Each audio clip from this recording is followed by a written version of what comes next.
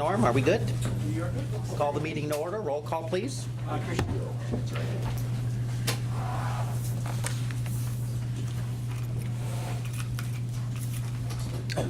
Join me in the pledge before roll call. How about the pledge first?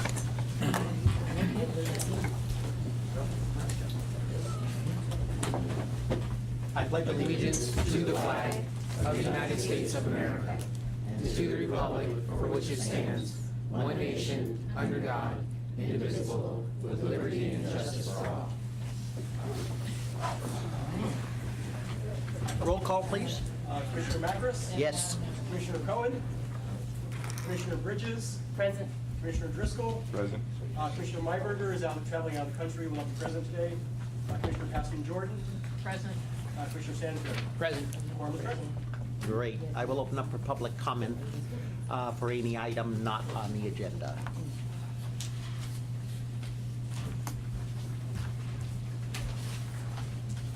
Claire Zvansky from the Retired Employees Association. And I just want to make five, oh, you want me to use the mic? Should I take one of these? No.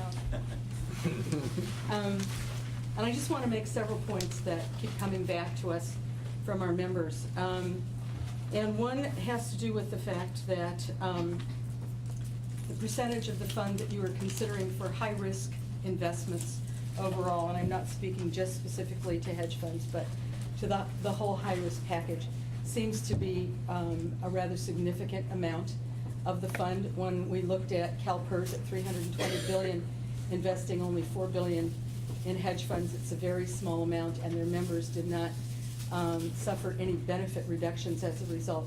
When you're talking about 15% or more, when you look at your whole high-risk package, if those investments don't produce as expected over time, it has a direct and very specific impact on benefits for virtually all of the retirees in the system. And so the retirees are very, very, very concerned about that. They're also looking to see, we'd like to know when we'll get a response to the SEIU letter that was sent out. We're anxious to see that. Basically, all the organizations, both the SEIU and the retired employees, have seen that letter and are anxious to see their questions responded to, or some kind of response from this board or the staff with regard to that. And we're also expecting that the due diligence that you are going through with regard to this investment season or session will in fact be very extensive and very complete. And lastly, the issue of the closed meetings. I understand that you have the law and that there are also a number of companies that probably won't do business with you unless you are able to have those closed sessions, and we do understand that. But it's the reporting out that's really the issue. That it looks like you can make deals or decisions in private, and you don't have to report out until long, long, long after those decisions are made and those investments go forward. And considering that all of us have a direct interest in this fund, and in fact will have that repercussion to our benefits with regard to the decisions you make, we would like you to consider reporting out some kind of information with regard to what goes on in those closed sessions before 15 months down the road, or 11 months or 8 months down the road, but that you give us some kind of regular reporting as to how things are going with regard to that. And that's pretty much it for now, for today. Thank you. Thank you. Anything else? Sorry. David Williams, President of the West Bay Retirees Chapter of SEIU 1021. Kind of want to echo a lot of what Claire said, but regarding hedge fund and the proposal for hedge fund investments, I do want to encourage that we are, as SEIU 1021, expecting a response to the letter of July 9th from the union regarding engaging an independent consultant on these matters and a myriad of other questions and concerns. We hope that will be forthcoming. We know that there has been some conversation, should we say, offline, but we expect more. I also want to speak to hedge fund investments just in terms of the risks that are involved, because we've been hearing a lot about the risks involved in terms of what you term as standard deviations, the investments themselves, but I also have concerns about the risks that we have in terms of choosing the managers of any funds that you choose, and choosing the right ones. It's, you use due diligence, but it's ultimately, isn't it just a crapshoot? Hopefully not. Likewise, we're concerned about the risks of the associated costs in terms of the overhead of the managers of the funds and the implications those have on supplemental COLAs, and also possible investments in other, should we say, less desirable investments such as fossil fuels and those sorts of things. Maybe socially conscious investments, which might be something we're interested in, but we need to be able to have these conversations, and that hasn't happened in the past, and we need it to happen. Which brings me to a final point, is the issue of transparency and closed meetings.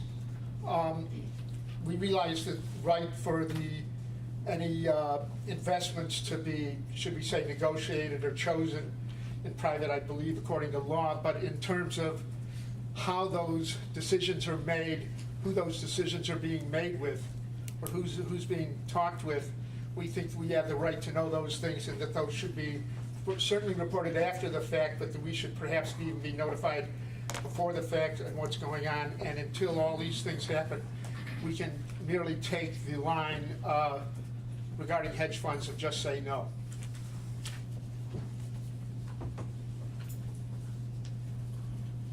Hi, my name is Martha Hawthorne. I'm a recently retired member also of SEIU. I'm here to speak in support of what Claire and David have already very well laid out, the concerns about the hedge fund and asset allocation, and the issue of transparency. I'm one of the growing number of activists and members who are taking a very careful look at how our pension is managed. For me, it's my paycheck now, and for my co-workers, it's the hope for the future. So there's a lot of us now who are really keeping an eye on this and are very concerned about the decisions that are made. I would also like to speak in favor of fossil fuel divestment. I'm part of Fossil Free San Francisco, a group of community and union workers who want to thank you, of course, for making the decision to go to level 1 divestment, but that's clearly not enough, and climate catastrophe is upon us. We have a crisis in our communities. It does affect all of us, and especially working people, poor people, people of color, and the immigrant community, who are always affected in ways that the elites never will be. So I'd like to urge you to move with all possible haste to level 2. I realize it's not on the agenda today, but we here in San Francisco have the chance to make history and really influence our future and the future of our children and grandchildren, but mostly ours. It's happening right away. So I'd like to make sure that my letter that I wrote to most of you be included in the record for today. So thank you so much. Great, thank you. Any other speakers? Prior to closing public comment, we have an individual that had been coming to our meetings since back in 1992 when she retired, and she served in the controller's office for roughly 23 years. But since that time, she's been ears and eyes and a watchdog for the retirees. And that individual is Jean Thomas, and I want to thank you for your work, for your diligence, for the retirees and the pension fund.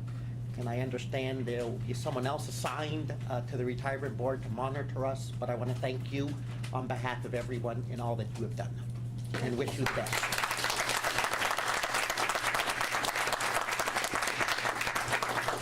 Thank you very much. We wish you the best. Item number 1, please. On the seat so that it becomes. Could you call item number 1? Item number 1, approval of the minutes of the July 9, 2014 retirement board meeting. Commissioners, I have put in front of you on a separate sheet of paper amendments that staff is proposing to page 18 of 23 relative to 2 items in the Chief Investment Officer report, and we would ask that you adopt staff's recommendation of the amendment on these minutes. Chair will entertain a motion.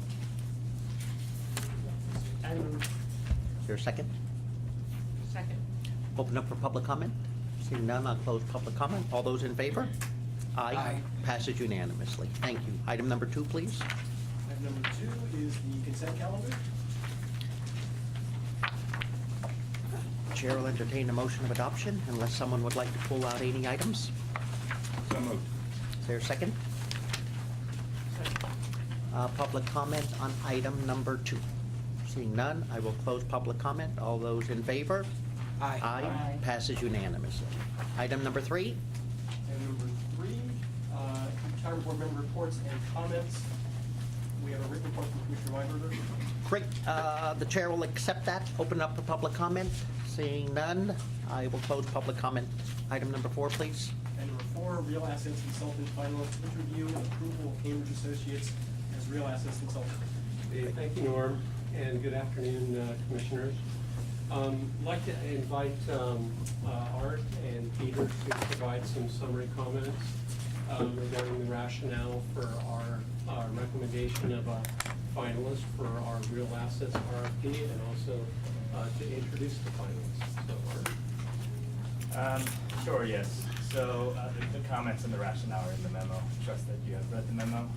We would like to use the time that we have today to give the board the opportunity to hear the presentation from Cambridge Associates Real Assets team, to hear about their global platform and resources, and you the opportunity to ask questions about their capabilities as well as the industry.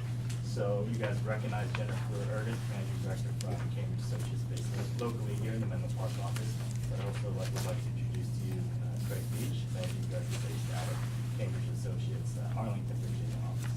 Craig.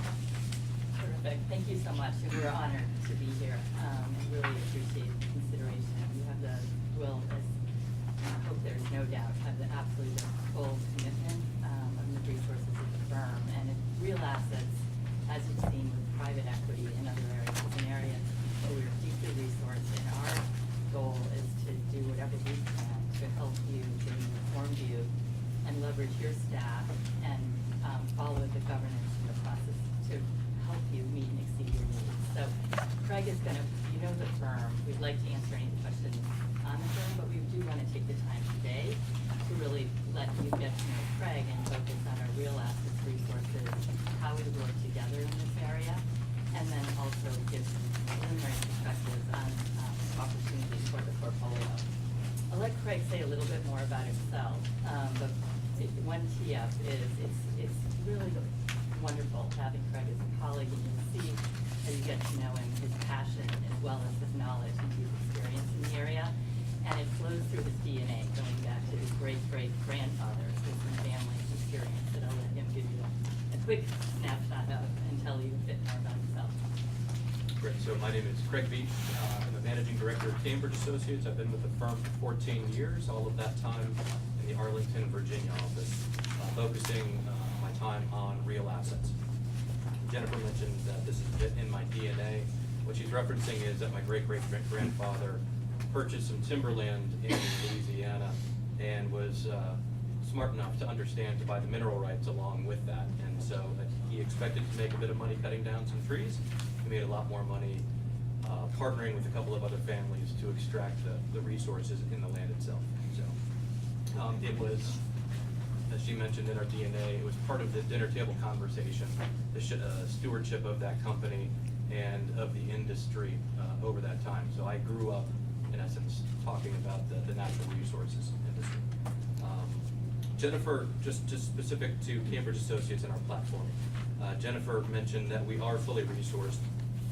Just quickly on page 6, we want to make sure that you understand the structure that we're talking about here is substantially similar in structure and process as to what you've experienced in buyouts and venture capital. Jennifer would lead the overall relationship. It would be my responsibility to lead the day-to-day efforts in working with your team and marshaling our internal resources to make sure that you achieve your goals and objectives. And it's my responsibility to make sure if we need more resources to help you achieve your goals, that we bring those to bear if needed. The next 2 pages in the book focus on what these resources look like. So page 7 is a quick snapshot of our global footprint, showing around the globe that we have about 300 people focused on markets and managers. that we have a well-established presence in key markets around the globe.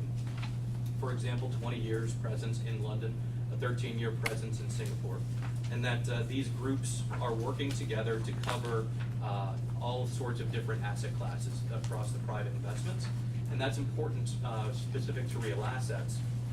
Many times there are more platform organizations that focus on buyouts and venture capital, but also in real estate and other resource areas. So having a comprehensive understanding of the key players in the markets, a Blackstone, for example, and how all of their efforts work together as one is very important. So it's not just the real asset resources that we have, but the total platform that we bring to bear on these markets and on these managers. But specific to real assets, on page 8, we show that we have over a dozen people focused just on manager research in these areas. We have 48 people who are focused on capital market research, and we have 15 what we call hybrid resources. That's someone like me, where about half of my time is spent on market and manager research. The other half of my time is spent helping clients achieve their specific objectives. Now, moving forward onto page 10 and how we would partner with you and your staff. Basically, 3 things. We would keep your goals front and center. We want to keep on the same side as you so we don't create any internal conflicts of interest. And then we want to keep bringing new ideas to the table proactively for you to consider. So it's a similar model to how our buyout service works with you. We interface with staff to understand your goals and objectives. We would push our internal resources to position you to achieve those goals. And we would, again, proactively bring ideas for consideration and working with your staff to vet the ideas they bring to the table as well. Now, on page 11, 12, and 13, we touch a bit on our philosophy and our starting point for consideration. So in terms of thinking about program construction, 4 key points to keep in mind. First, know what you want to accomplish. Prioritize your objectives, recognize the trade-offs.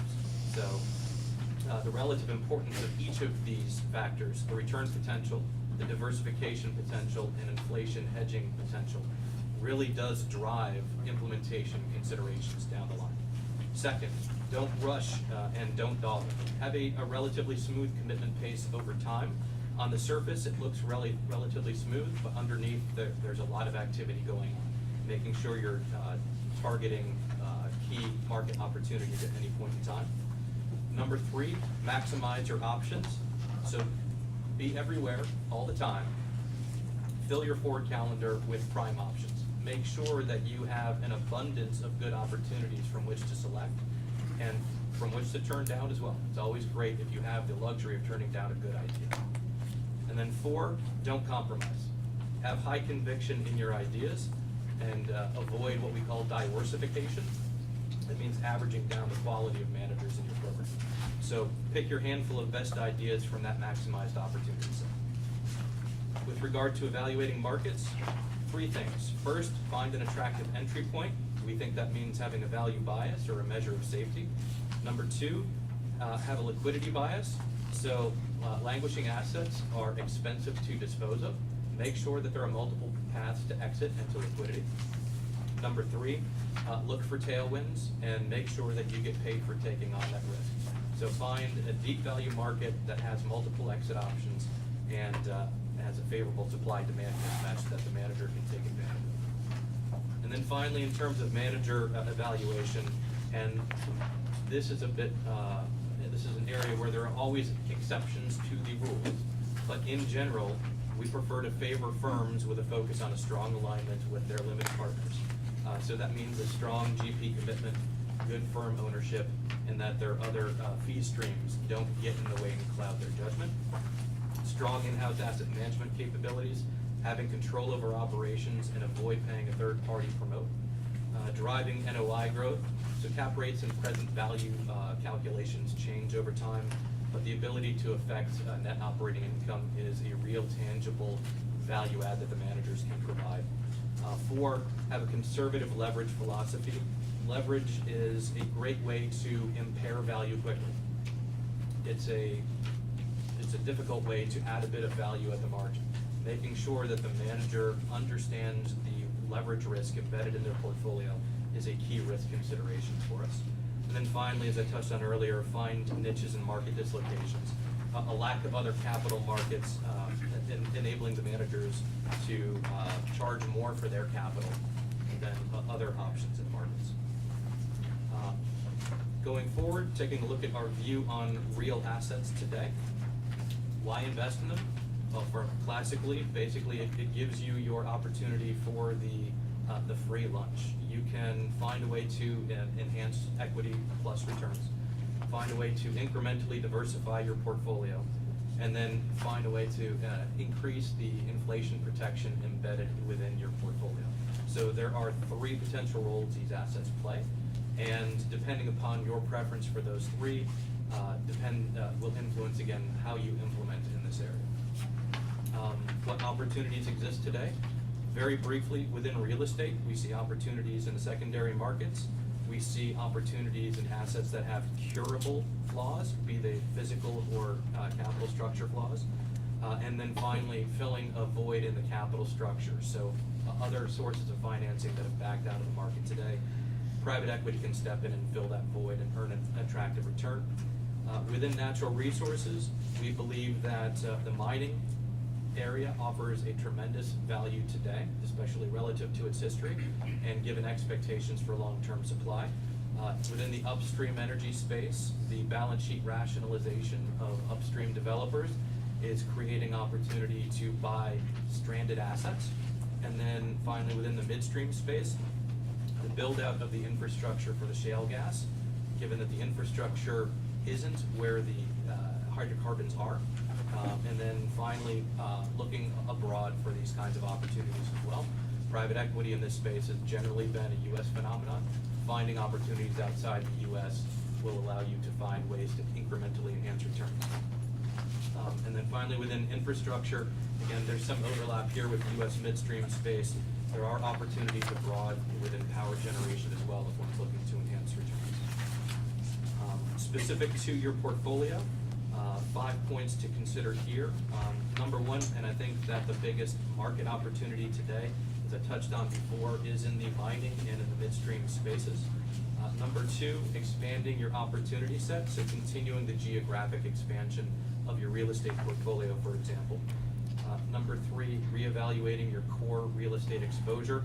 How much should you have given valuations today, and given that that can crowd out other kinds of investments? So tying that back into the return diversification and inflation hedging potential discussion. Number 4, smoothing out the commitment pace while being mindful of valuations. So again, smoothing out overall. Underneath, it looks more dynamic based upon the market opportunities as they are presented. And then finally, optimize your commitment sizing. I do believe that you have been doing this with the managers, is my observation. But again, don't average down the quality of managers and expand the number of funds, and then use your size to your advantage to get fee breaks and enhance your negotiating power with managers. Great. So that's the part of our prepared. We very much, most importantly, like to respond to any questions, concerns. Yes, I'm quite Excuse me, concerned. there'll be questions from the commission, not open to the public. I'll open up for public comment after the presentation at a specific time. So, questions by the commission. Joe? Ready to start?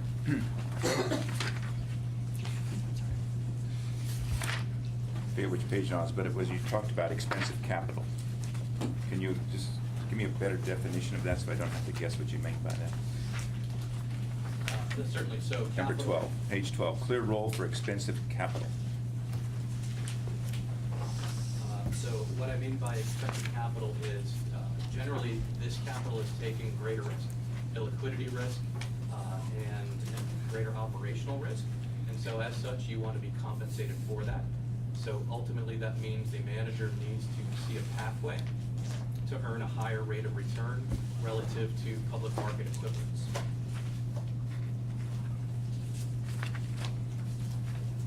On your page 15, you write down enhanced terms of negotiation.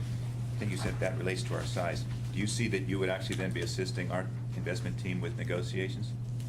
Absolutely. In the room assist or just passing information? I'm sorry, I didn't hear the first. In the room assisting or just giving information? Either way. Either way. Either way.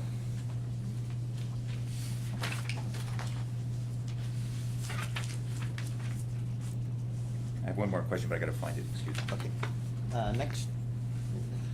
On page 13, you talked about a conservative leverage philosophy. Can you give me some examples? So in general, the conservative leverage philosophy isn't tied to a specific number, it's more tied to a thought process.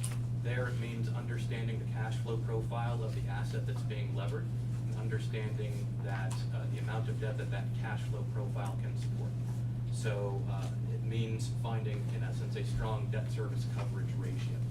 An example of that would be if a real estate manager buys a development property, it does have to generally it would take on development debt in order to finish that development.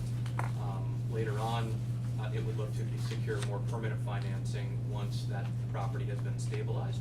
There, what we're meaning is taking a look at the expected occupancy, expected rents, and the NOI that property can generate, and then tying that back to the amount of leverage that that property can then support. And I asked that question somewhat for the benefit of the audience because there's tends to be a lot of questions surrounding the concept of leverage. And, you know, within the real asset space, could these funds exist without leverage and get the returns that they're getting? I mean, is it? So, in general, I would say no, that leverage philosophies differ. In the use of leverage is meant to enhance returns at the margin in these strategies, and that the excess use of leverage is what destroys value in these strategies. So the takeaway is really, again, is you can use leverage, you just have to be smart about it and conservative, and you have to align the risk to the asset so that you're not destroying your returns. That's correct. Okay. And then just one other question. In terms of getting into the real asset space, how do you find that most of the funds, you know, how you would introduce, say, us to funds, how does that happen? Is it through your existing relationships with them? Is it because of your experience that people just come to you as they start funds? I mean, how does that usually work? So the pathway of when we find an idea and bring it to you for consideration. How we source them. Yeah. Right, sourcing. So, in general, sourcing comes from many different paths. We have 1,100 clients around the globe that they bring us ideas. We have a well-established presence in these key markets, and so we just have a strong reputation. So people naturally seek us out. We have good relationships with the placement agents these firms use. We proactively seek out people in specific market niches. So for example, we would attend esoteric conferences. An example of that is recently in March, there was a mining conference in Toronto. There were 52 private mining funds in attendance there.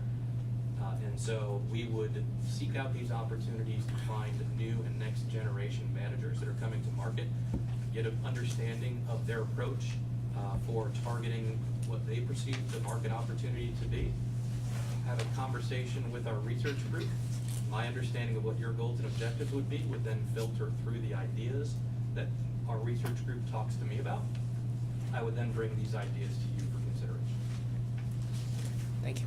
We might add too that that works both ways, and your team has seen that in action too. So as Craig talks about the client sourcing, that is very much a function as you all see opportunities or interests. That is part of our role as well. So proactively active. Thank you. Commissioner Bridges? Yes.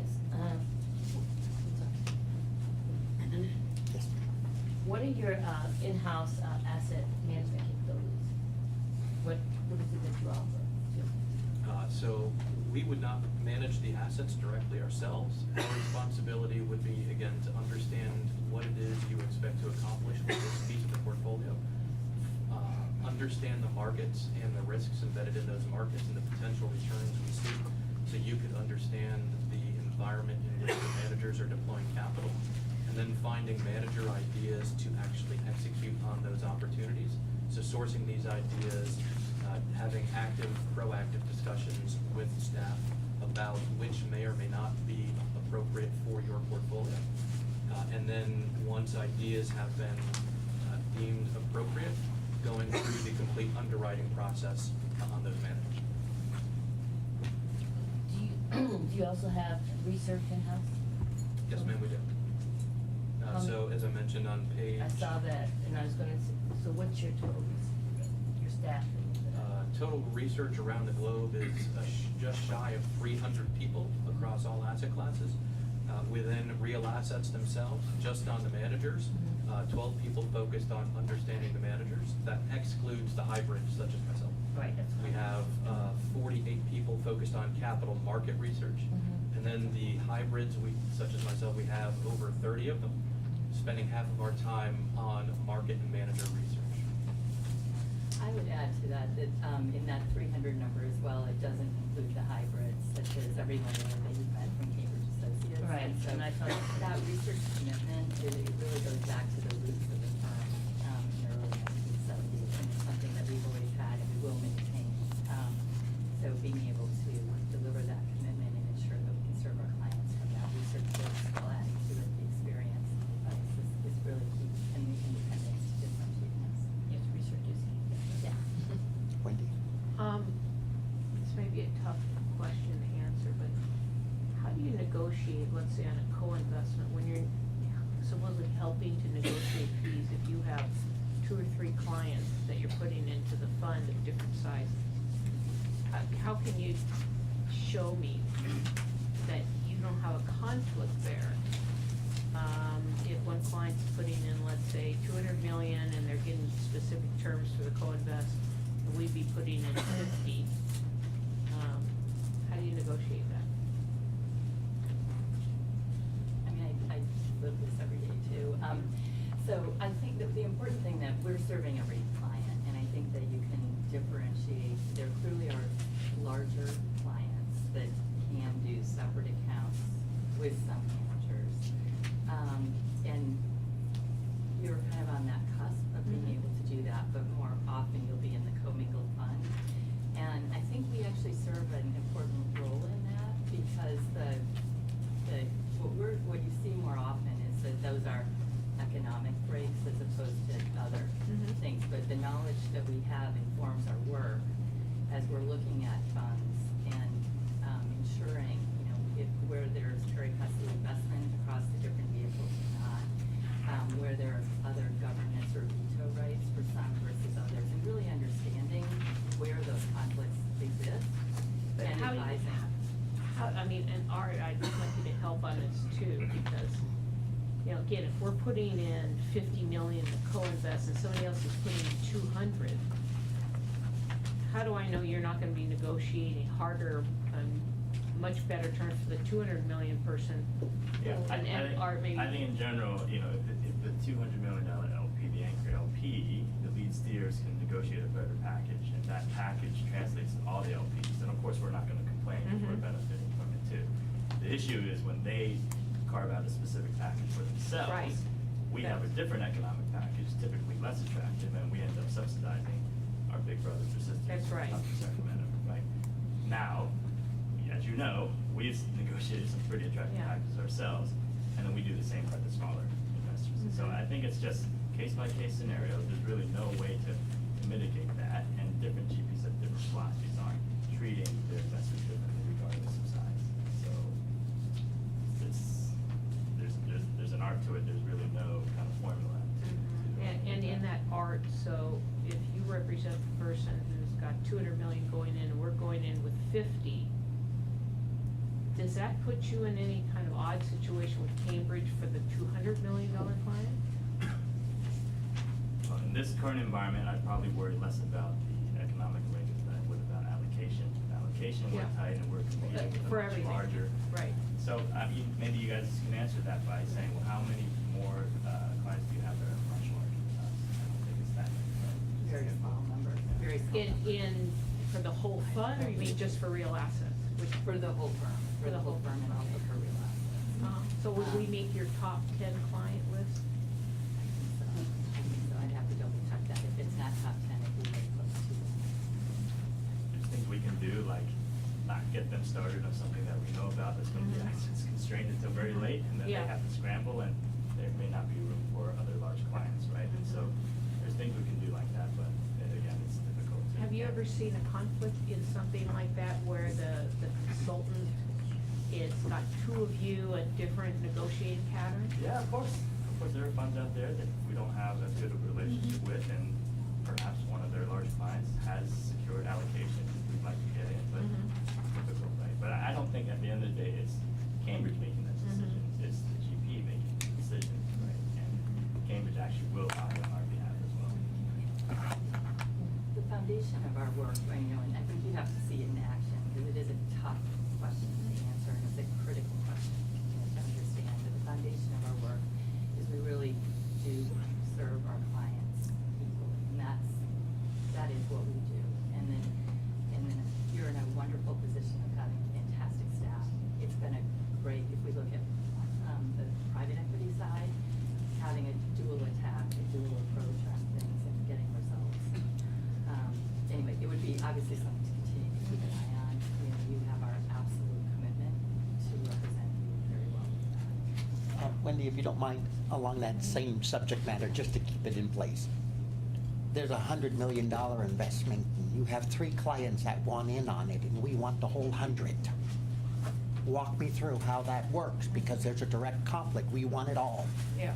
So how do you balance that from a business perspective, from an ethical perspective? Because you're going to be doing it and reporting back to us, so. Right. We have very strict rules around this, as you would imagine. So we don't make the allocation decisions, and that's what's really critical to our firm versus, I'm not going to say everyone else, but many others. But don't So you lobby for them? We lobby for our clients. But how could you And then we lobby can the help- best for us if we want the 100 and you have 2 other people that want Yeah. something else? Exactly. I mean, that's the bone of, that's the real crust here. How do we know we're getting everything out of you when it's in conflict? Exactly. Or do you balance it out in a business perspective? Because you can't pass it on to the person with the 100. Right. Because if you represented us alone, you'd be saying, we want it all. Forget every other fund. Yeah. San Francisco brings you Right. name ID. San Francisco responds quickly, and Right. you'll do all the positive things for us. If it was a third party you were advocating against. I guess what I will say is we fight very hard for you. We have to obviously represent our clients. You do see, first of all, within the clients that the interest shakes out too, in terms of what makes sense. So you're not in there in the hunt for every situation with every single client. And you've got very distinctive attributes here as well that speak for themselves. So See, I would think you just say I'm conflicted in this, because you can't represent your smaller clients. If we want the whole thing, and your smaller clients want a piece, I'd be saying you can't go in and in that situation. we do go in.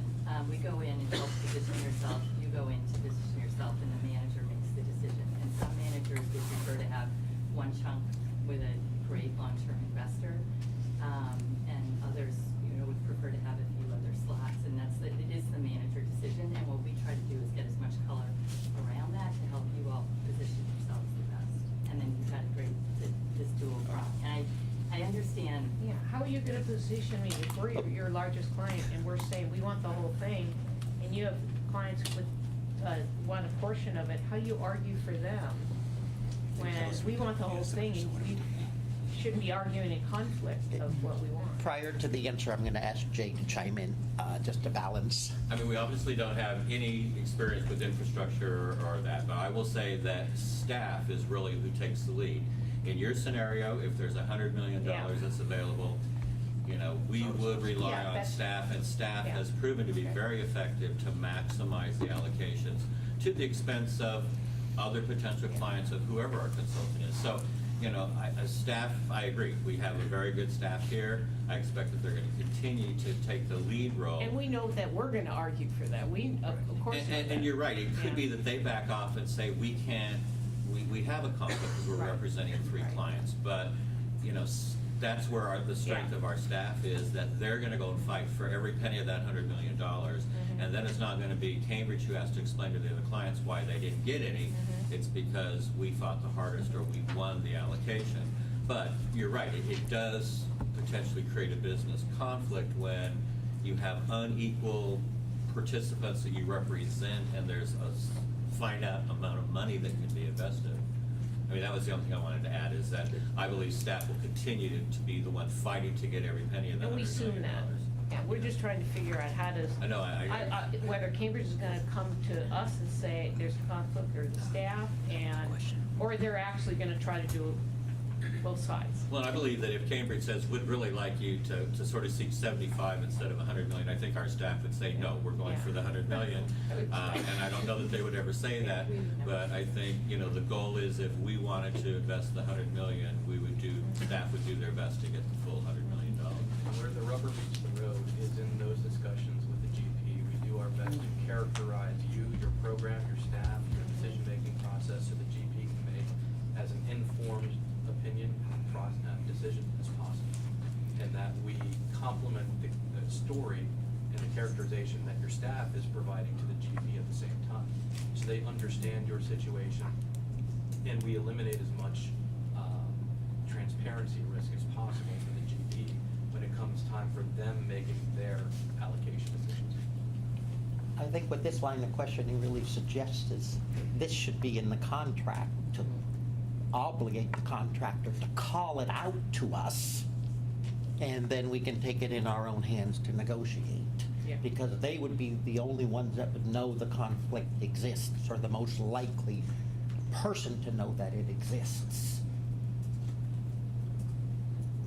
We can make sure that that's. So in our normal course of business, would that be in the contract, I guess? to I don't think staff? it would be in the contract, but I think the communication has been pretty open and collaborative in oversubscribed situations. Whether we knew about it before we did, it came to inform us that that was the case, that we better hurry, that we better make a push and make a case for allocation. And would you guys need any assistance from us? And they have actually held a hand in a couple of situations that I can recall, and have been very instrumental in helping us get it. Because, you know, at the end of the day, it's a hypothetical situation that you name, but there's so many options out there that it's very rare that, you know, we're going to be facing a situation. But it does come up from time to time, and then, you know, we're just going to I make the think, best case. I think just to put this at rest, we're just trying, you know, it's harder and harder for commissioners like ourselves or trustees when consultants are out there and they're representing a lot of different people with a lot of different interests, and they create their own funds, and we're just trying more and more and more fiduciarily to make sure that our, you know, people are treated the most fair that we can have. And if writing in a contract, whatever, it ensures us that's gonna tackle that issue better. The tenets of how we are built is fully aligned with that. And I think what's most critical is that you're comfortable with it, and we'll be more than happy to bring to your attention issues that we see. We'd very much like to hear from you, any issues that you see. Anything else? Back to you, Joe. Yeah, that does lead to my question, but before I start on the issue about the relationship, no smart general partner wants to be in any way dominated by an LP. That's one of the realities out there. At the same time, there are limitations. Any consultant can help in negotiations when you have so many clients, and one of your signs, meaning Cambridge, how you've avoided conflict of interest. You're trying to stay as pure as possible. So there's an issue about how you're going to get into a real heavy negotiation fight. We have had the experience of, we're in fund of funds, then we are wind up fighting with our fund of funds people for a share of another open partnership. That happens too, which most people may not realize, but that happens. Yeah. Is it done nicely and peacefully and we all walk away happy? I say yes, because I know staff would never recommend anything unless they thought, net of all the fees we're going to pay, it still made sense. Relationships.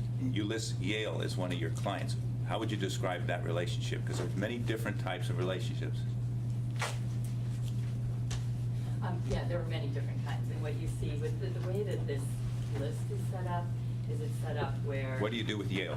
What we do with Yale is, and this would be true for a number of the names on the list, and our is, I don't know the specifics of Yale, but it's more of a research-only type of relationship, and it's one of the earliest clients of the firm. And that would be true, we don't want to misrepresent in any way the clients as a subset of the clients of the firm, where we work with the comprehensive scope of services that we are discussing here and we're providing for you in private equity. Okay, that clarifies. Yeah. Research on that, that's a good answer to the question then. Trying to understand your capabilities. Next question then, in terms of, there is Lewis, Bailey, and Cambridge, right? Or there was Lewis Bailey anyway? Years ago, yeah. Okay. Now it's. The question is in terms of, are any of the founders still there? What share of the firm do the founders still own? Yes. I'm trying to find out about the turnover. That's what I'm going after, the low turnover Sure, number. Sure. Jim Bailey and Hunter Lewis, founders of the firm.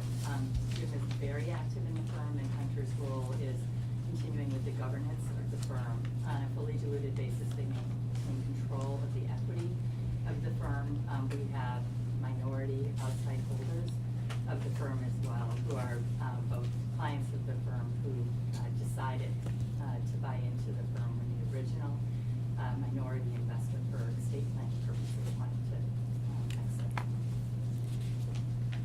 Of the 300 key people doing all plus people, how much of the firm do you estimate they own? If we could follow up, we. Okay, that's fine. That's But if you difficult could to answer in follow up, public, but- That would be great. We're happy to provide that information. I'm happy to find out. Yeah. Any other follow-up questions? I do just one other question. For me, the crux of the issue with the potential conflict of interest is it standard practice if you have other clients that want to be in the same fund to just tell staff, we have other clients that also want to be in this? I mean, for me, that's the crux. It's just the transparency. There's full transparency. Yeah. Absolutely. So you would tell, yes, okay, right. Because we've experienced other situations where that may not have been the case, not with Cambridge, but No, in other there's scenarios. Transparency, and we will also say to the earlier concern, we would never say that you should go for a lower amount if we really believe that you should go for a higher amount. Well, the way I look at it is there's potentially, like Art said, there's potentially so many different ways to handle the situation. But the real crux is the transparency, and as long as we know what's going on, then we can deal with it however way that staff sees to be best. You know, maybe they take the lead or however that works. So I just want to make sure there's transparency, so thank you for answering that.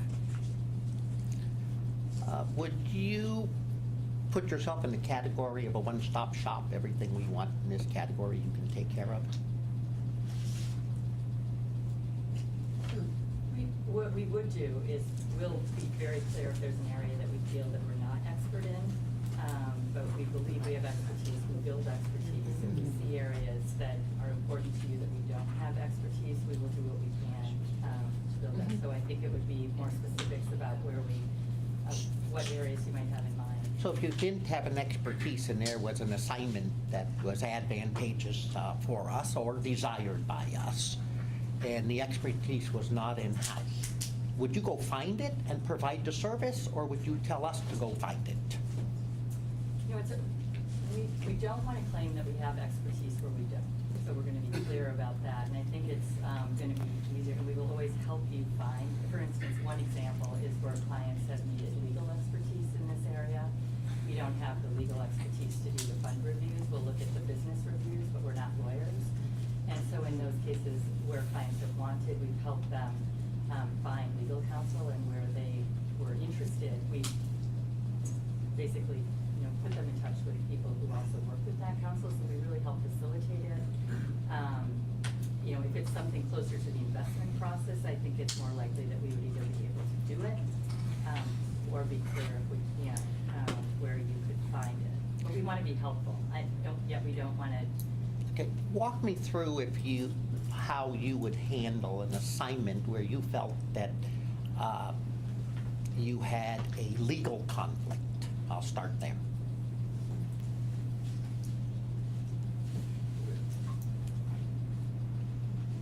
Do you have an example in mind? We asked you to evaluate a business opportunity, and you're in a lawsuit with the person we're asking you to evaluate. In that position. What I will say is that if we ever felt we had a conflict, we would bring that to you. And if we saw that you had a need that we didn't have expertise in, we will bring that to you. And our commitment will be to be as helpful as we can to you. And that our understanding of this mandate, we believe we have fully resourced expertise to be able to work with you and do so on an independent basis that is very aligned with your interests. Is there any time in the two of yours history with the company where you just felt you didn't want to do an evaluation on an investment? Or have you done every one that your clients have asked you to do?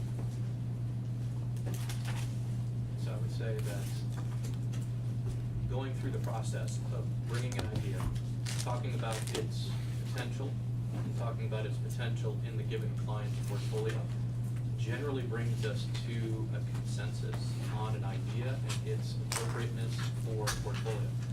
In the instances where, I guess, opinions differed and the client wants us to do the work on the fund, we do the work on the fund for the client. Earlier, there was some answers talking about leverage. Walk me through what your core belief is and what you've shared with staff is your starting point on our portfolio, because I'm sure your recommendations vary with different portfolios. But what's your core belief on leverage for us? So again, as I had touched on earlier, the core belief with leverage is that it is a tool that can cut both ways, and that the tool needs to be used judiciously, and that it can be an effective lever at the right time and in the right amount to add value to a given asset or a given fund, and that when used improperly, it can have an outsized effect to the downside.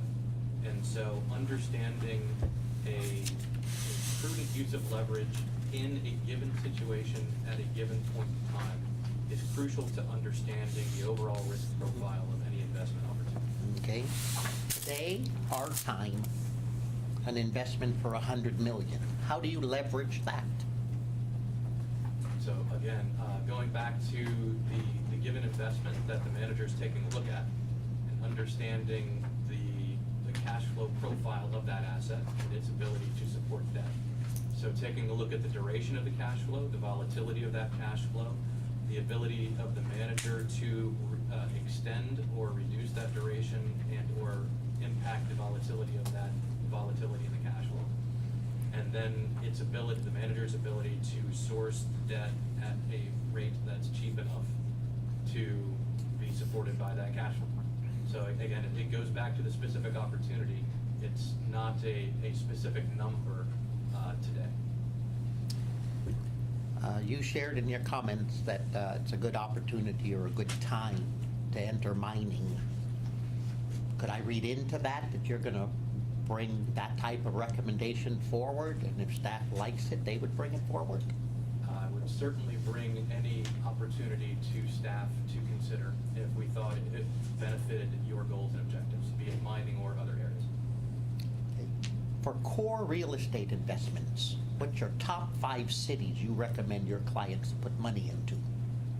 If one wanted to be in core real estate, then I would focus on the global gateway cities because it, again, fits the definition of core, fits the definition of liquidity, and provides the greatest opportunity set. So that would include places like New York, San Francisco, Los Angeles, London. I would generally shy away from the Asian cities if one's looking for pure core exposure. What's your philosophy on industrial space for an investment today? That it's a broad opportunity set. It's an area where market fundamentals are improving, and that's creating a situation where rental power is accruing to landlords. They are beginning to able to push occupancy and push rents at the same time, and that it, barring a change in the macro environment, should be positioned to outperform.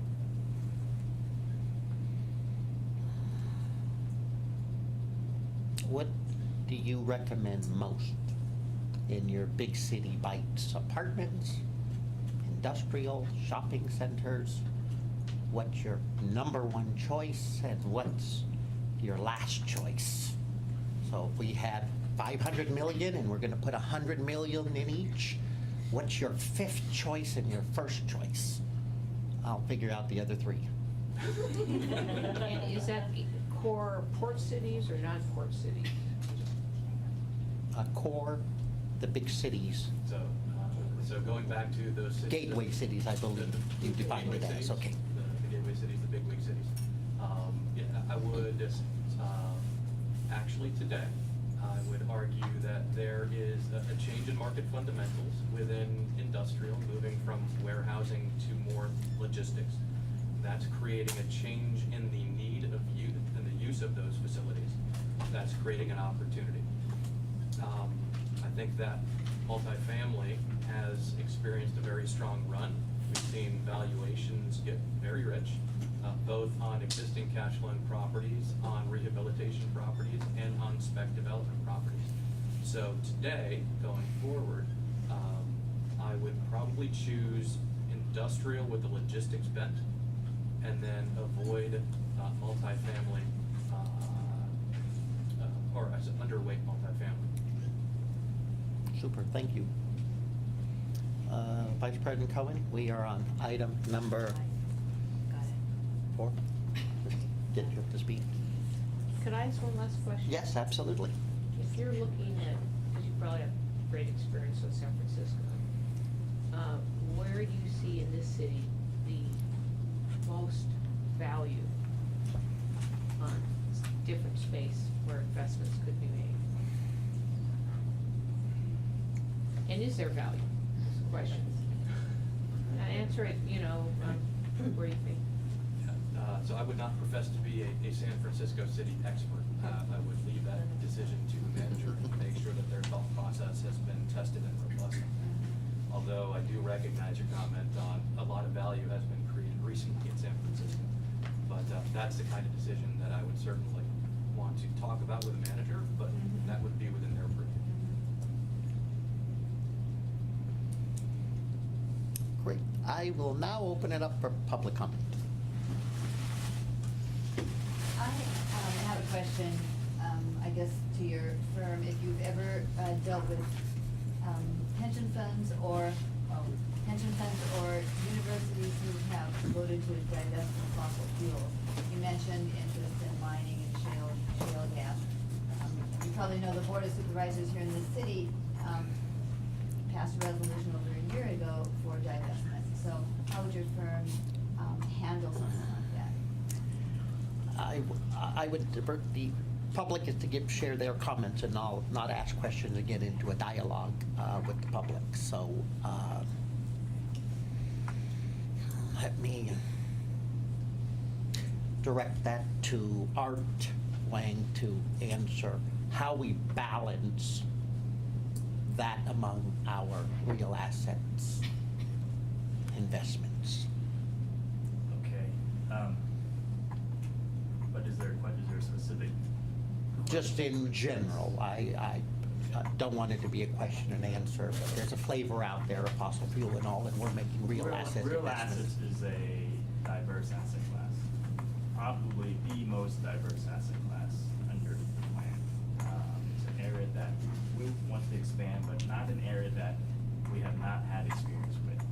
We have been investing in real estate for a long time. We've been investing in the natural resources in the sector for decades in both cases, right?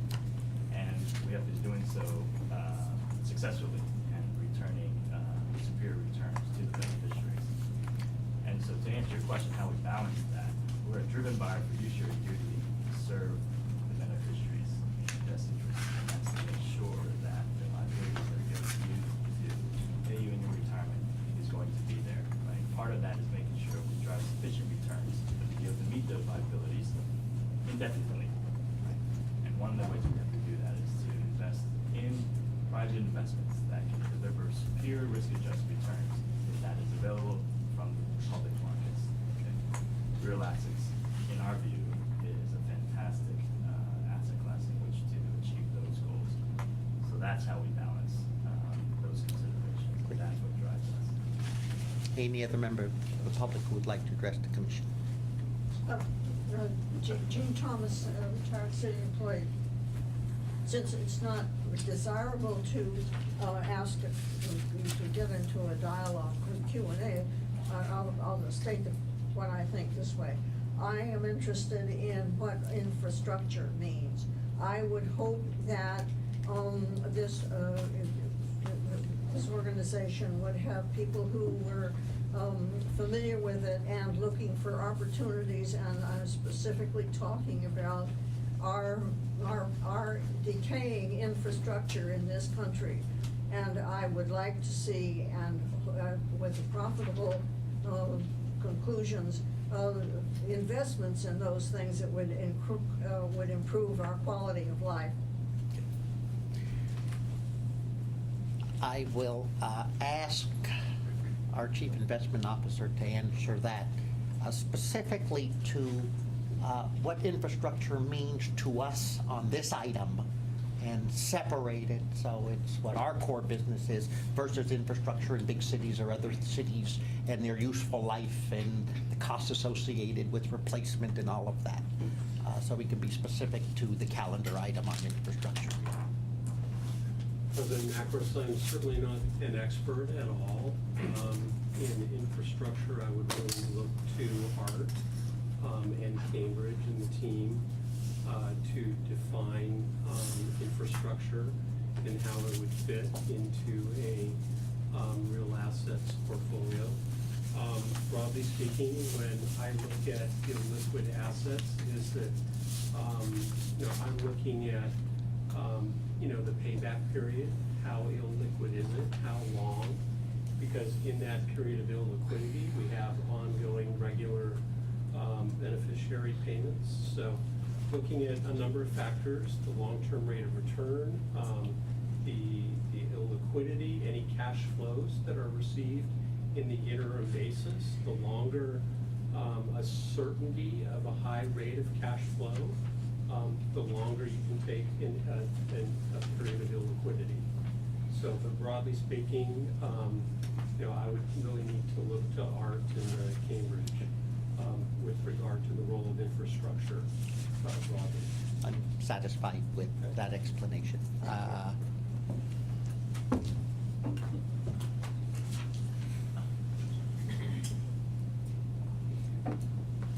Welcome. I'll also pose this as a thought to ponder as opposed to a question. While Cambridge Associates may insist on full transparency. Excuse me, your name for the record? Excuse me, my name is Brett Fleischman. Thank you, Brett. While Cambridge Associates insists on full transparency in the performance of fund managers that they rate, do they disclose their past recommendations to allow analysis of their own performance?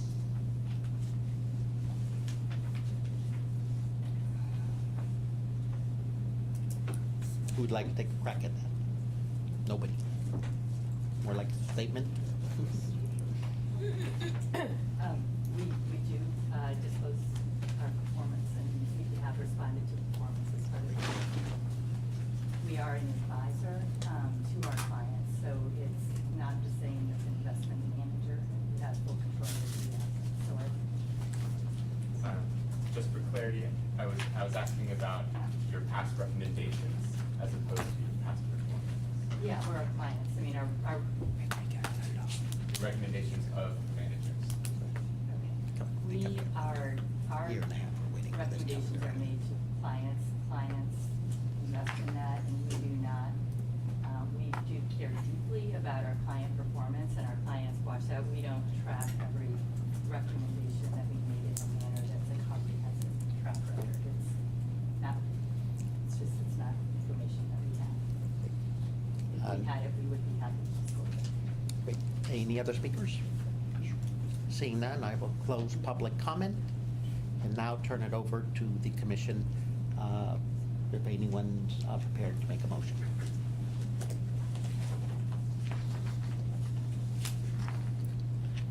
Joe? I'll make the motion to accept staff's recommendation to retain Cambridge as our real asset consultant. Is there a second? I second. Discussion. I know you're going to answer one more question before the contract is signed. Perhaps you may want to provide to the board some sort of a bar chart showing how many of your recommendations in any reasonable amount of time, excluding the last 3 years, how many of your recommendations wound up being in the top quartile, second quartile. That's a way of getting to a performance measurement. I know you're not accountable to it, but it shows your recommendations, how those partnerships might have done. That's just a suggestion. We're Because happy to we work- score ourselves that way too. Yeah, we're happy to work with you to do anything we can based on what we have tracked, absolutely. Thank you. Okay, any comments speaking to the motion? Seeing none, all those in favor of the motion to approve? Aye. Passes unanimously. Thank you very much. Congratulations. Thank you very much.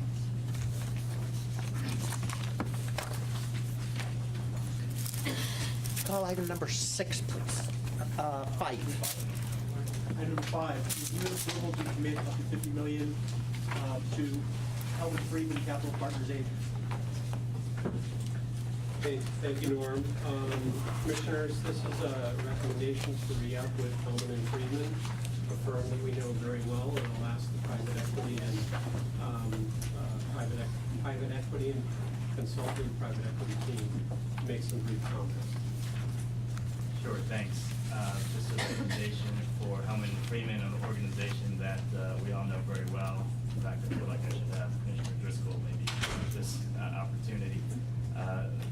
Would be the 7th partnership that we would embark on with the firm, which is based here locally in San Francisco, but is very well known, well respected, and well managed. One of the most successful and well respected private equity firms in the industry.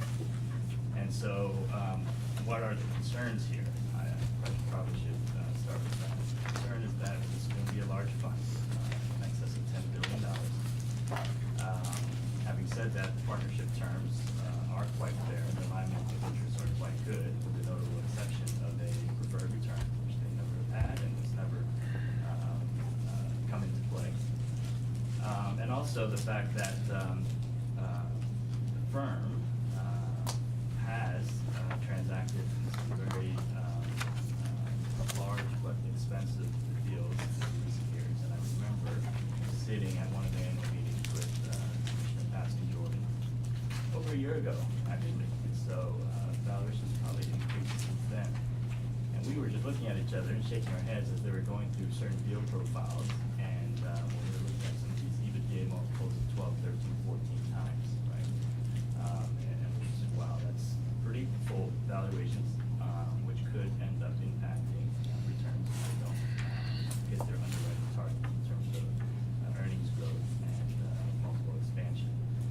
I can't imagine that the environment has changed, so that's not the case. In fact, those frothy type of valuations continue to exist, particularly in the large end of the scale. One of the things that we feel comfortable about in this situation is that Hellman Friedman, while they are known for paying up for good companies, the key consideration is that they acquire very good companies, strong, defensive companies, business models and cash flows that are steady and they're growing. And there is quite a bit of growth embedded in the portfolio companies. And when you take a look at their portfolio, their track record, their loss ratio, you will find that that is indeed the case.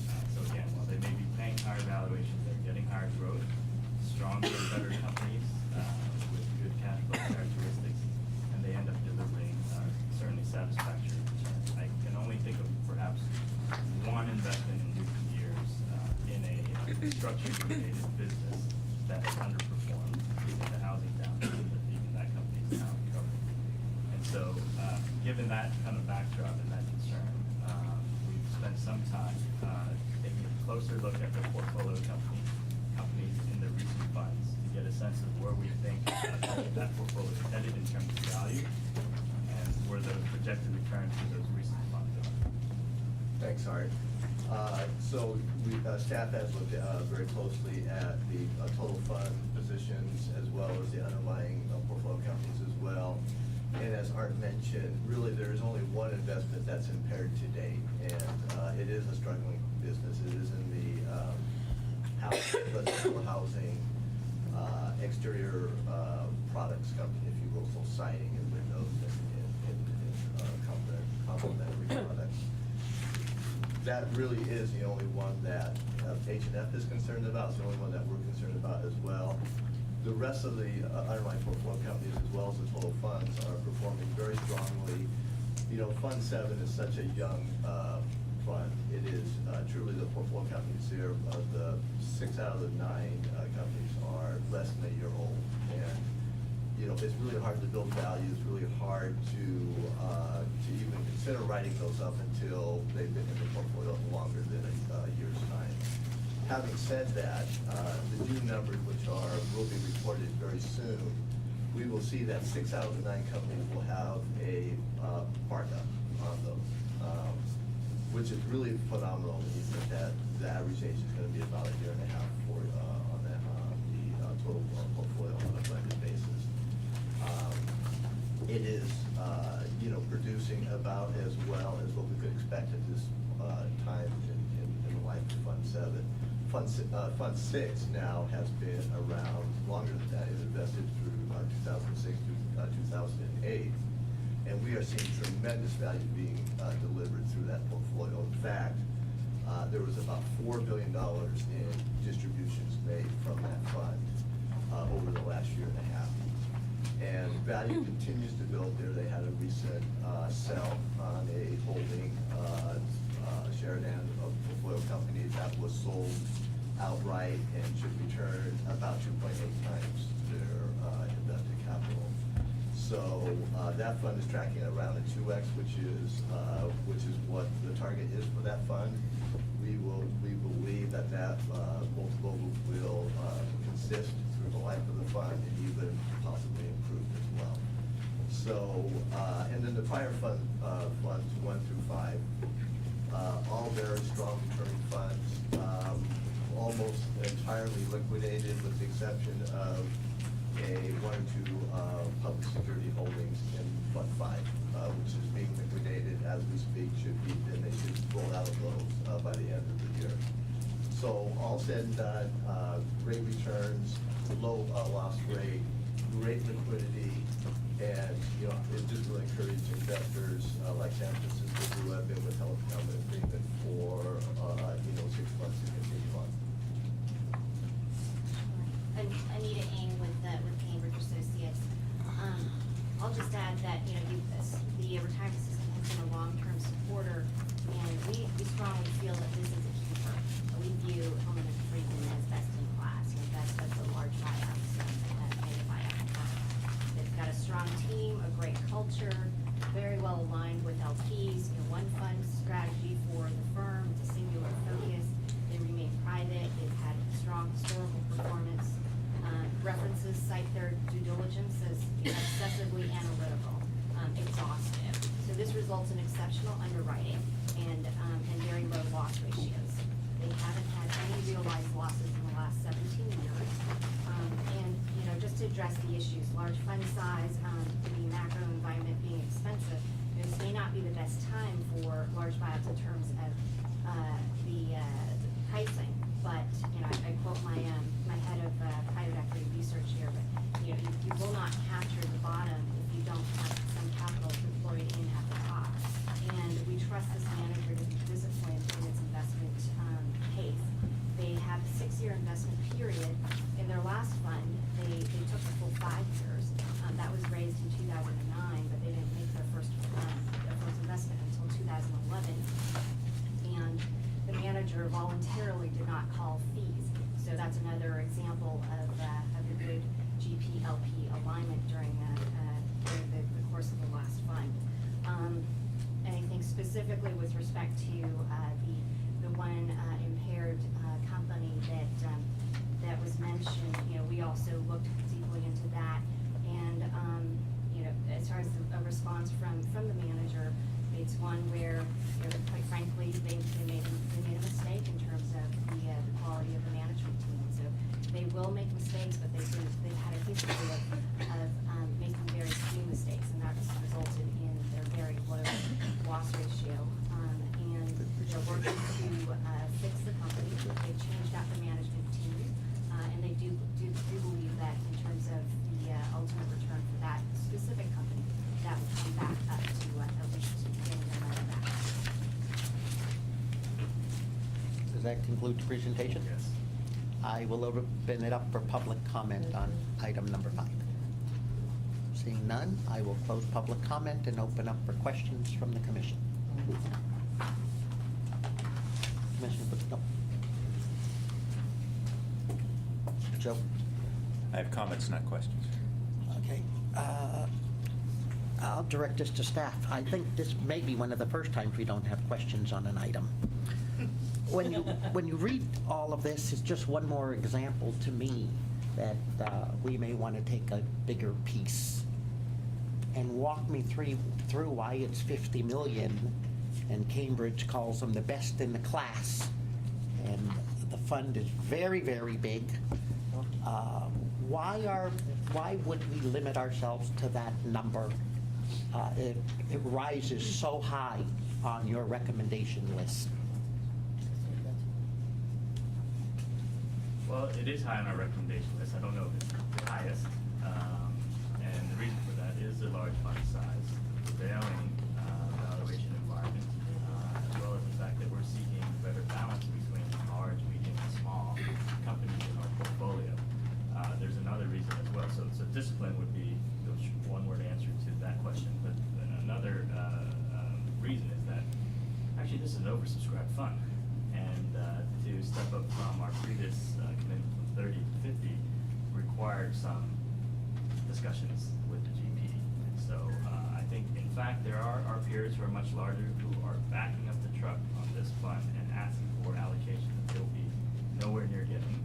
We feel very comfortable with the 50 that we're recommending from a discipline perspective. Thank you. The chair will entertain a motion. I'll make my comments after the motion. Just one quick question, and it's for Cambridge. If you look at the number of commitments that they've made each year as the fund has grown, obviously they're buying bigger and bigger companies over time. And one of my concerns is, maybe not for Hellman Friedman, but you can address the industry in general, as these firms grow up and they make larger and larger equity commitments, generally speaking, are you seeing a continued record of successes in being able to move up the food chain? I mean, I think that that needs to be proven, and as far as moving up the food chain and doing larger deals, I think it is tougher. I mean, you're absolutely right to call that out. It's just the math in terms of getting those multiples, getting these companies to grow just as fast as a small company. So absolutely. I think, we're seeing here in terms of the record for Hellman Friedman, a very strong record, but we're still watching that big jump from Fund 5 to Fund 6 and whether or not they can prove to deliver even at that step up in terms of large fund size when they went from 3.5 to an $8 billion fund. But so far, again, everything that we look at and that we have reviewed of the manager, we like and we think that they have opportunity to deliver alpha. For them, their portfolio is going to be more concentrated than many of the other large buyouts, and they'll pick their spots. And so they probably for this fund, we're anticipating that they target 15 companies, and that's generally been about the range, or even less for the prior funds. Thank you. Great. Joe, would you like to make a motion? I'll make a motion to accept staff recommendation to make a $50 million commitment to Hellman Friedman. I'll second the motion. Great. Discussion on the motion. Joe? Yeah. There was a comment made in the very beginning of this meeting about people's concern for high-risk investments seem to be a significant part of our total portfolio. That's true. This Hellman Friedman probably falls into that category depending on which definition of risk you want to use. So let me point out a couple of things. One of the reasons for Hellman Friedman's success is they're very good about growing revenues and profits. They're not just a quick in and out, make a killing, You might say we have a few funds who've done things like that. So the issue about sustainability, how they've grown the firms, I think just about every firm they've ever invested in is still alive. That's a very important indicator that they're more into growing and helping the economy and people. It's a very positive thing. But, oh, by the way, they have been very successful at doing it, by the way. They have very low turnover of their people. Many of their people do their 20, 25-year careers. It's a very good, interesting indicator. And despite their success, they have not used that to leverage up greater fees, which is another positive benefit to us limited partners. We kind of wish all our partnerships did that, but they don't. It's still there. They still control, not they control the market, but that's one of the realities of supply and demand.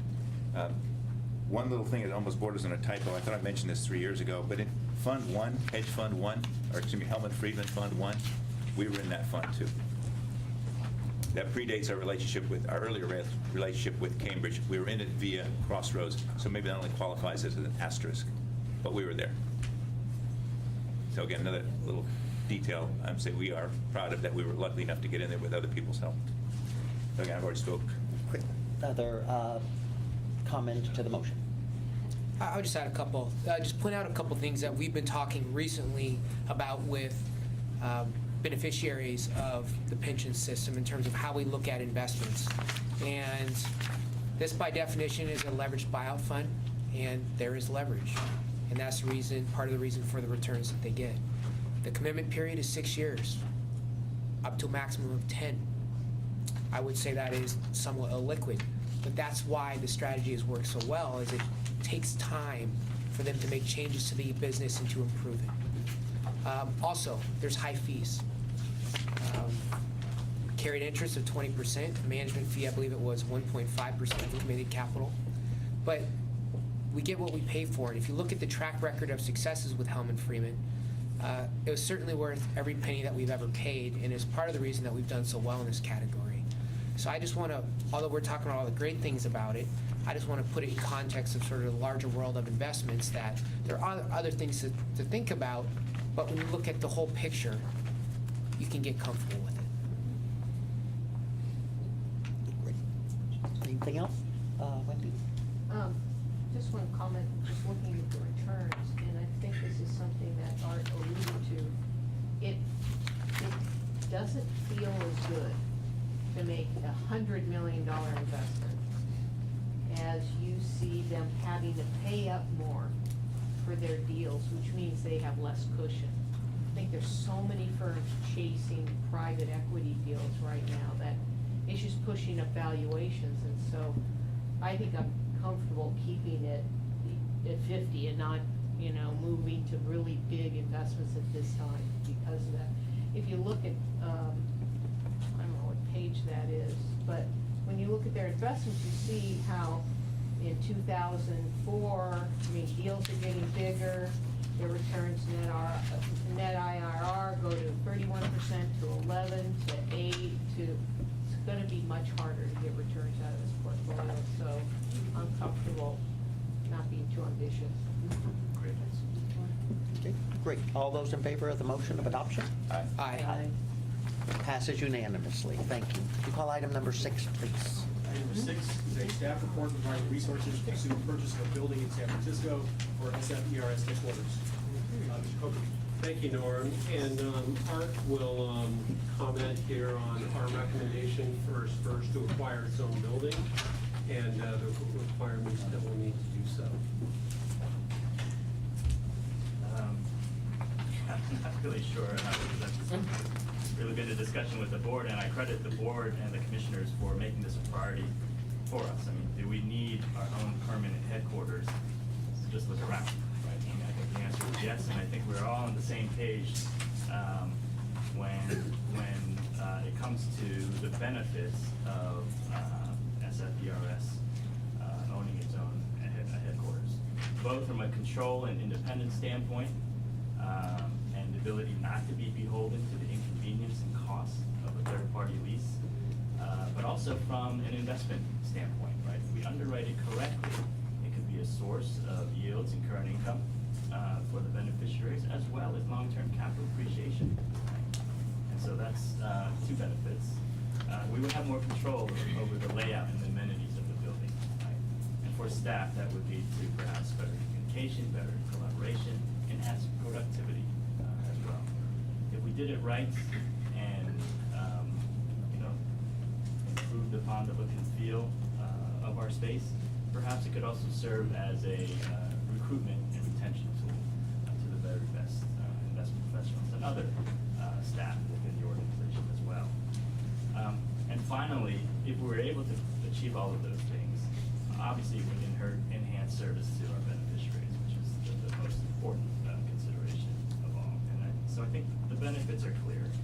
And our current headquarters here falls short, obviously, on many of those attributes. Right? And our new building that we'll be moving into in the fall, while certainly will be an improvement, it's probably not the long-term solution as well. And so, I think, again, we are aligned here in our interest to acquire a permanent property here in San Francisco. And the question, I guess, to the board today is, how should we go about it? How should we approach it? What should our perspective be? There's really two options. One is to consider it a strategic or operational imperative, right? As if our lease was coming up, we'd have to find new space, right? The key there is there would be no investment underwriting standards. The other option would be the one that we would prefer, would be one that is more investment driven, right? That there would be underwriting standards, because after all, we'd be using beneficiaries' capital like we do in all of our investment decisions, and the beneficiaries have a right to an attractive return on that capital. So I think we could, again, it could be a win-win situation there, but I seek guidance and open further discussion and questions. Great, thank you. I will open up for public comment on item number 6. David Williams, SCIU 1021. David, one quick second for the mic.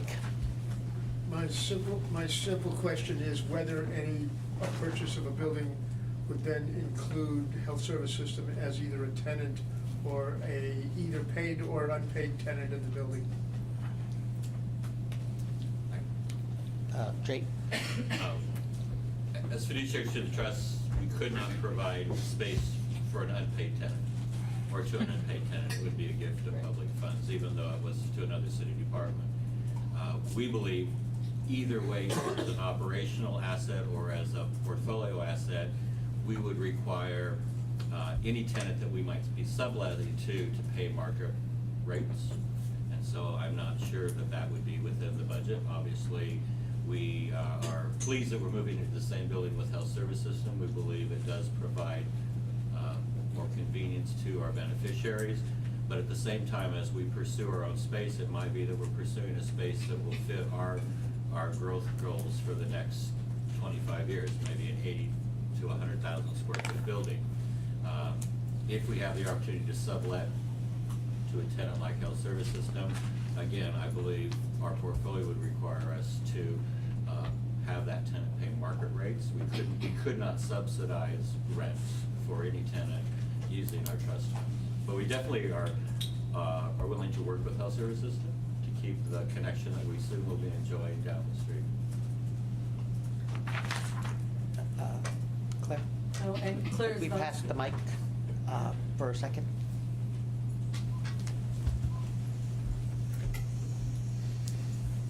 Claire Zvonsky, RECCSF, and Vice President of SEIU West Bay Retirees as well. I just want to say that it's about time, and I'm very happy to see this very positive response. And that if you look to the size of the building and with the idea of long-term investment that we really think would pay off ultimately, if you look at a building that would not only be able to house health service, because it would be an excellent service to our mutual members and clients for both of those organizations, but other city departments as well, because I really do think that renting to other city departments, even at the going rate, would help us pay for a building like this and would enhance the return on the fund. So looking at a fairly sizable space. But I do have one question. It sounds like you're looking to purchase, but does that mean that you could also purchase and redevelop, so that maybe the building you purchase isn't quite what you need, but you could redevelop the site to provide something greater and maximize the highest and best use for the site in the Civic Center area? Great. Thank you very much. Thank you. Any other speakers? Thanks. Seeing none, I will close public comment and open it up for questions of staff. Thank you. I have a quick question, and it's actually more of a clarifying question. Art, in your presentation, you talked about underwriting standards, and that you presented two options. The second one being using this asset as an investment and underwriting standards. Correct. I'm not familiar with that term. Can you kind of just expound a little bit about what exactly are underwriting standards? Sure. So in any investment we consider, there are minimum, I guess, investment returns that we would expect before bringing the recommendation to the board. And I think technically, in real estate, this encompasses all real estate, it's historically been an 8% return. 8% return? Correct, yes. But of course, that's just in aggregate, right? And so core returns today are much lower, particularly in a city such as San Francisco. Cap rates are probably between 3 to 5%, right? And so those standards will be a bit lower for core real estate. And an acquisition of a building of this type would be considered core real estate, right? With those kind of lower current market standards being applied.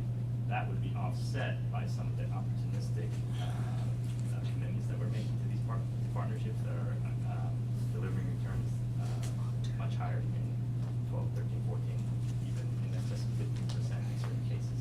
That hopefully would help us greatly exceed the historical 8% that we've been targeting. Thank you. Wendy? So, it says here you're recommending pursuing Class A. Why is that? I mean, why not look for value add or something else? Why necessarily core A real estate? 'Cause it seems pretty fully valued there. Correct. We can acquire B and then develop to A, Yeah. right? But if we want to keep this as a long-term holding in our core real estate portfolio, I believe it should be a Class A, high-quality Class A, full-service type of building, right? Because we have an existing core real estate portfolio, and I can't guarantee, when I review it, I can't guarantee that every single asset in that portfolio is a core asset. So it could be Class B, it could be significant operating risk. Today, everything looks great. The tech market is back, tenants are back, but we're reviewing these portfolios and proactively looking for opportunities to sell out of those buildings that are doing well today, but are not Class A, have embedded operating risk, and which will come back to bite us in the next downturn for sure. So, in my definition, core real estate is something you can hold indefinitely. Right? Our headquarters certainly should be Right. defined that way. So, the higher the quality, the better. So should you say that instead of recommending that we pursue Class A, make that broader because you want to turn that in? That's You could buy probably- B and turn it into Class A. That's probably a good distinction, and to answer the earlier question, an acquisition could be just an acquisition, a redevelopment, Right. or development. And so, yes, to give us that Leeway, flexibility, I yeah. think that's a good distinction to make, yes. Any other questions? Commissioner Driscoll? The problem with the way the recommendation is written, you've considered many, many things. I couldn't make a motion out of this recommendation. And out of that's what it's intended to do, but that's sort of how we normally proceed. Because it's not so much as confusing, but you've answered only one of the first two questions, Class A and core. The other issues go on to whether or not it's going to be buy the space or building or develop the space or building, which has sort of come up already. But it's not a conundrum here. Are we talking about an investment here, or are we talking about a strategic acquisition for our operations? They're significantly different items. But if we want to go Class A, which makes sense business-wise, except we would probably should not plan on selling the building. We could sell it, but this is a long-term play. That's why the issue of strategic comes in, not investments. But the next part of it goes to the issue of ownership. Would we do this with or without an operator? You're recommending an operator. We would need an operator at one level for sure. But do we do it with a partner, meaning a co-owner, which we've done a totally different way? But those are issues that I don't see. This recommendation doesn't address that. And I'm not trying to write the motion for it yet, but you see all the issues. I'm trying to condense it down. I think you're certainly right. It lacks Art, if you don't mind, I'll call Jay first. Yeah, I would also like to point out on page 2, I think what our recommendation, and it is vague, it's hard. Our recommendation is this not be a one-off transaction, that we pursue, and we're asking the board to basically tell us that we can go into the direction of developing a direct and a co-investment section of the real estate portfolio. This would be part of it. We are recommending that this not be an operational holding, that it be part of the portfolio. But I don't want to lose this last paragraph right before timing, where really what we want to do is we're currently recruiting for an open position, and we're recruiting that position towards someone who would have direct or co-investment experiences, as well as the typical experience, because we want to expand. I'm not going to speak for Art, but I just wanted to sort of point out that I thought that was a key part of the proposal is we don't view this as a one-off, although timing-wise, it could be the first piece of property that we acquire or redevelop, but we want this to be sort of a long-term commitment that we want to develop that as part of our strategy of real estate. The floor is yours, Commissioner Driscoll. And in terms of strategy, do you see where we would in any way be less than 51% owner with the right to buy out the other 49%? This ownership issue has a lot to how this proceeds, as far as I'm concerned. I mean, I believe we have, I mean, first of all, we're not equipped to be managers. The operation issue is no debate. Absolutely. And so, you know, what an ideal situation would be, you know, probably would be as limited in scope as we felt like we could deal with.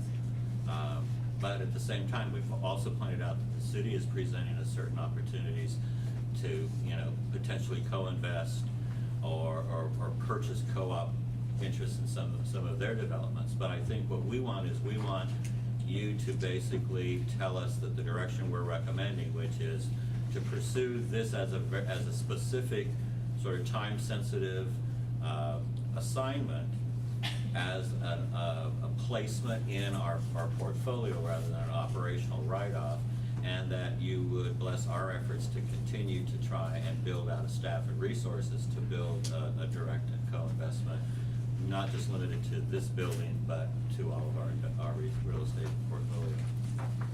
Well, I would like the board to give you, so it all works for all of us, a very clear objective with the underwriting guidelines and the timeline about how to get there. Okay. Because right now it's a little, I won't say vague, but we're talking about 3 or 4 different, maybe 20 different ideas at the moment, which all sound satisfactory, but we're not. I'm going to go back to Hellman Friedman. They're the ones who said you better focus on what you're doing before you invest your money. Otherwise, you're going to make mistakes. Other questions? I do. I have some questions and comments. So, Art, to cap on what you'd said, I view this as sort of, there's 2 different ways to look at it. There's the operational side, which I certainly support. I would really like to see us have a permanent headquarters, a little bit different office environment, and certainly I know I've communicated with staff on a variety of levels about, you know, the new office space that we're going to be moving into. With that being said, if this is an operational decision, then we have, I believe, abandoned our responsibility as fiduciaries to make sure that we're making sound investments. So then the second point is, if I don't support it from purely an operational standpoint, that there has to be an investment aspect because that's what we do, then I think we need to look at it through that lens. But I think if we look at it through the lens of it being an investment, we can still achieve all the operational goals. I think the difference is it's a rush to make a decision. I think that's the difference. If you say our only goal is operational, then we run out and we try to buy something today and get it done. And I think that's dangerous. But if you say, I want to achieve all those operational goals with a better office, but I want to do it with an investment framework that preserves the money that's in our pension system, then I think that's the right way to do it. So a couple things, a couple questions. If we were to go out and buy, and someone, if we went out and we looked in the market today to buy a building, do we have the capability in-house to build out a financial model with the cash flows to properly assess that? Do we have that capability here now? We do have it here now, but that would take away resources from other areas where we would need to manage the funds. Right? So I personally have those skill sets, but I manage close to 1/3 of the portfolio, right? Close to 1/3 of the $20 billion portfolio. If I were taken away to undertake such a project, it would take away other bandwidth that I would have to manage the rest of the portfolio and things like that. And so I would say yes, but, right? And the but is that we could move resources, but it would not be able to cover all the responsibilities we had. We would need additional resources to be able to undertake this project without dropping the ball somewhere else. Okay, and that makes perfect sense. In terms of the commitment that we might make financially to a building, what do you think, just a ballpark range of numbers, where we might be financially? Oh, that's hard to say. Again, it depends on location, quality of the space, size of the space. Why don't we go with size of the space I think the minimum requirement would probably be roughly 100,000 square feet. And certainly it could be as large as 1 million square feet, right? I mean, it's certainly not something that we would target, but it could be that large. And we would, if we develop the property correctly, we'd be able to fill it with other tenants, whether city or otherwise, at market-driven lease rates, right? To make sure that we're getting a return on our investment. So that's the range. That's a pretty wide range. So the dollar amounts would be. Sure. So let's say we went on the low end, the smallest amount of square footage possible. What do you think financially we would have to commit for something like that? Ballpark. 40 million, 50 million-ish? Yeah, so again, it depends whether you're talking total enterprise value or would we finance part of it, right? Would we Sure. use some debt to finance part of it? But, yeah, I guess I've seen buildings transact at, I don't know, 300 maybe on the low end at this point, 300 to 500 So square foot. So if we put in maybe 20%, maybe 60 million-ish? Is that what we're talking about? You said 300 million? Yeah. So maybe a $60 million commitment. Again. Ish. And what I'm- Without leverage, I think that's what I'm getting. If it's an unleveraged deal and you pay cash versus if you want 50% leverage, then the cash requirement will go down. So maybe each of you can quantify that. Sure. So my point is that we're not talking $5 million. We're talking a large commitment. And we're talking something on the scale of a deal that we just looked at, like Hellman Freeman. Right. And how long did you guys work on Hellman Freeman, and how much time went into that? Yeah, the relationship with this current fund probably goes back at least a year, right, since the previous annual meeting. But this is a relationship that we've had for decades, right? We've been in every single fund that I've learned today of the firm, so it's an organization that we do quite well. This would be a long-term project, a medium-to-long-term project, right? And particularly in this current market environment where valuations are extremely high, we have to be careful, right? We want to maintain underwriting standards. So I don't think it's something that we can get done very quickly unless we decide to forego those underwriting standards. We said this is a strategic imperative to us. Cost not an issue, we just got to find a place. But we don't have that pressure because we're entering into a long-term lease in our next building, and we have the flexibility to stay there. Was it 4 to 10 years? 10 years. So again, there's no pressure. That's the best situation to be in. Look for good opportunities and not be forced to.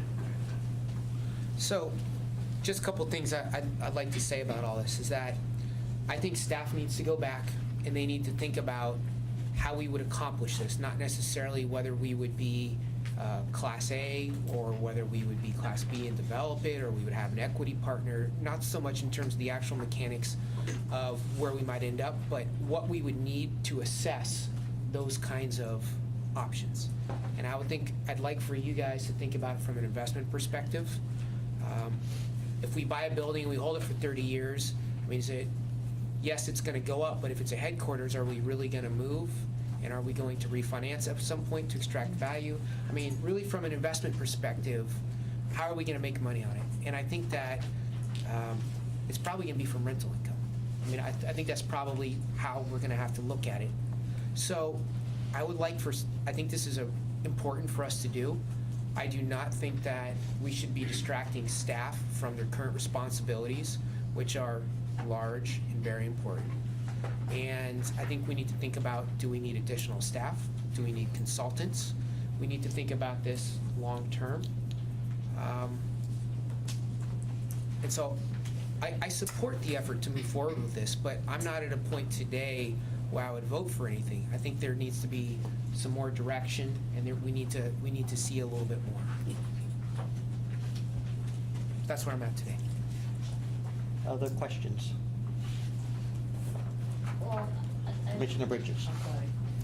I would say I struggled through this a little bit myself, and I guess knowing the high valuation market and everything else, I guess your core concern is you have time on your side, right? So having that time, are you really worried about the high valuation at this point? Because things will smooth out probably in time. San Francisco just happens to be an anomaly.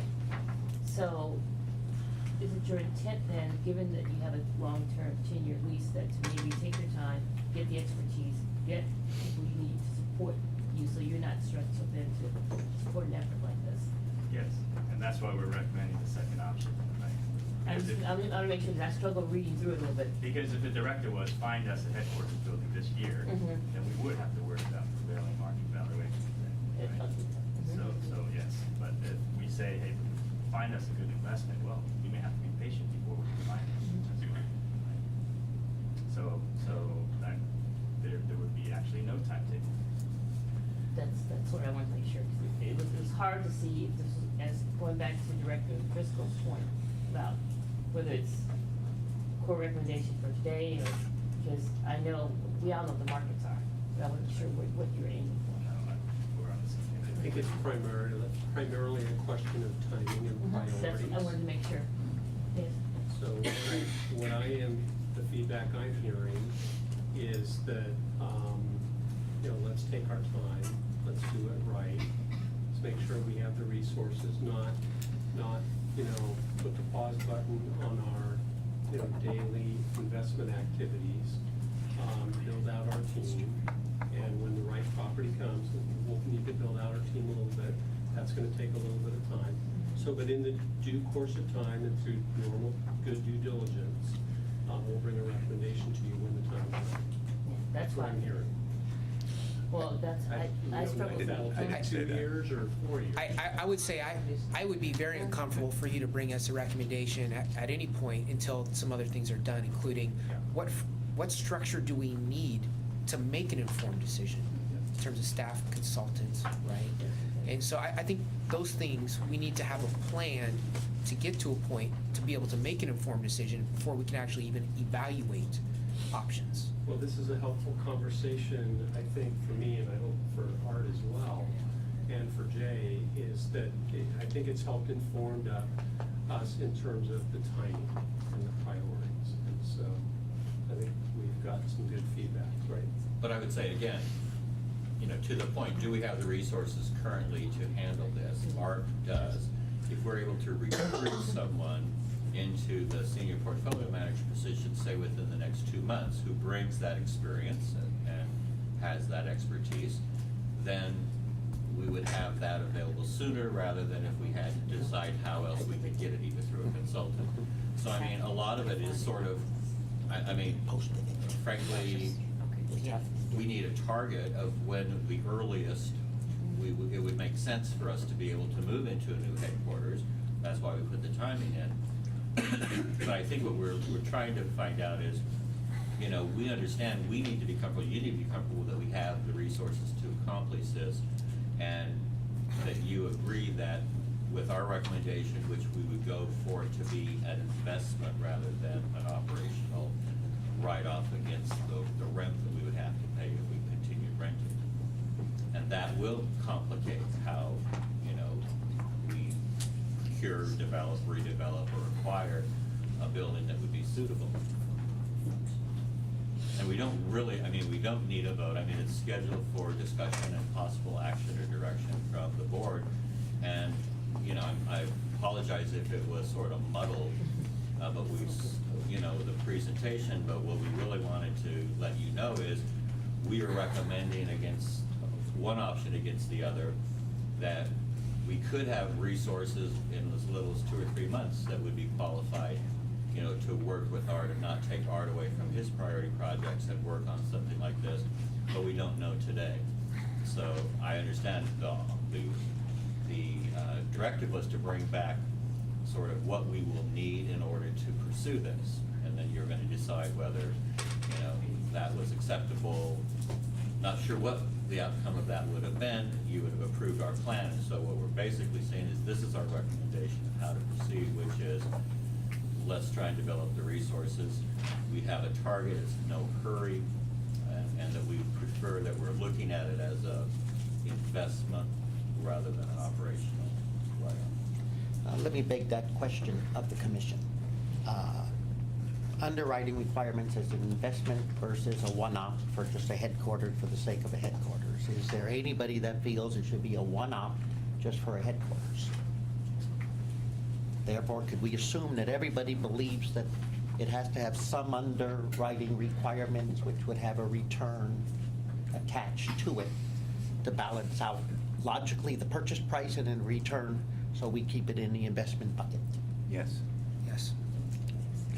And I'm going to add this because I think it will be helpful. So that basically means if we're using 50,000 square foot, we will pay rent to that building, and the net will be a return on the investment.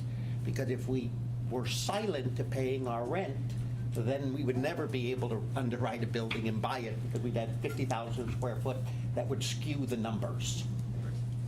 And taking that one step further, if we had a city agency come in with us, then they would pay us the rent.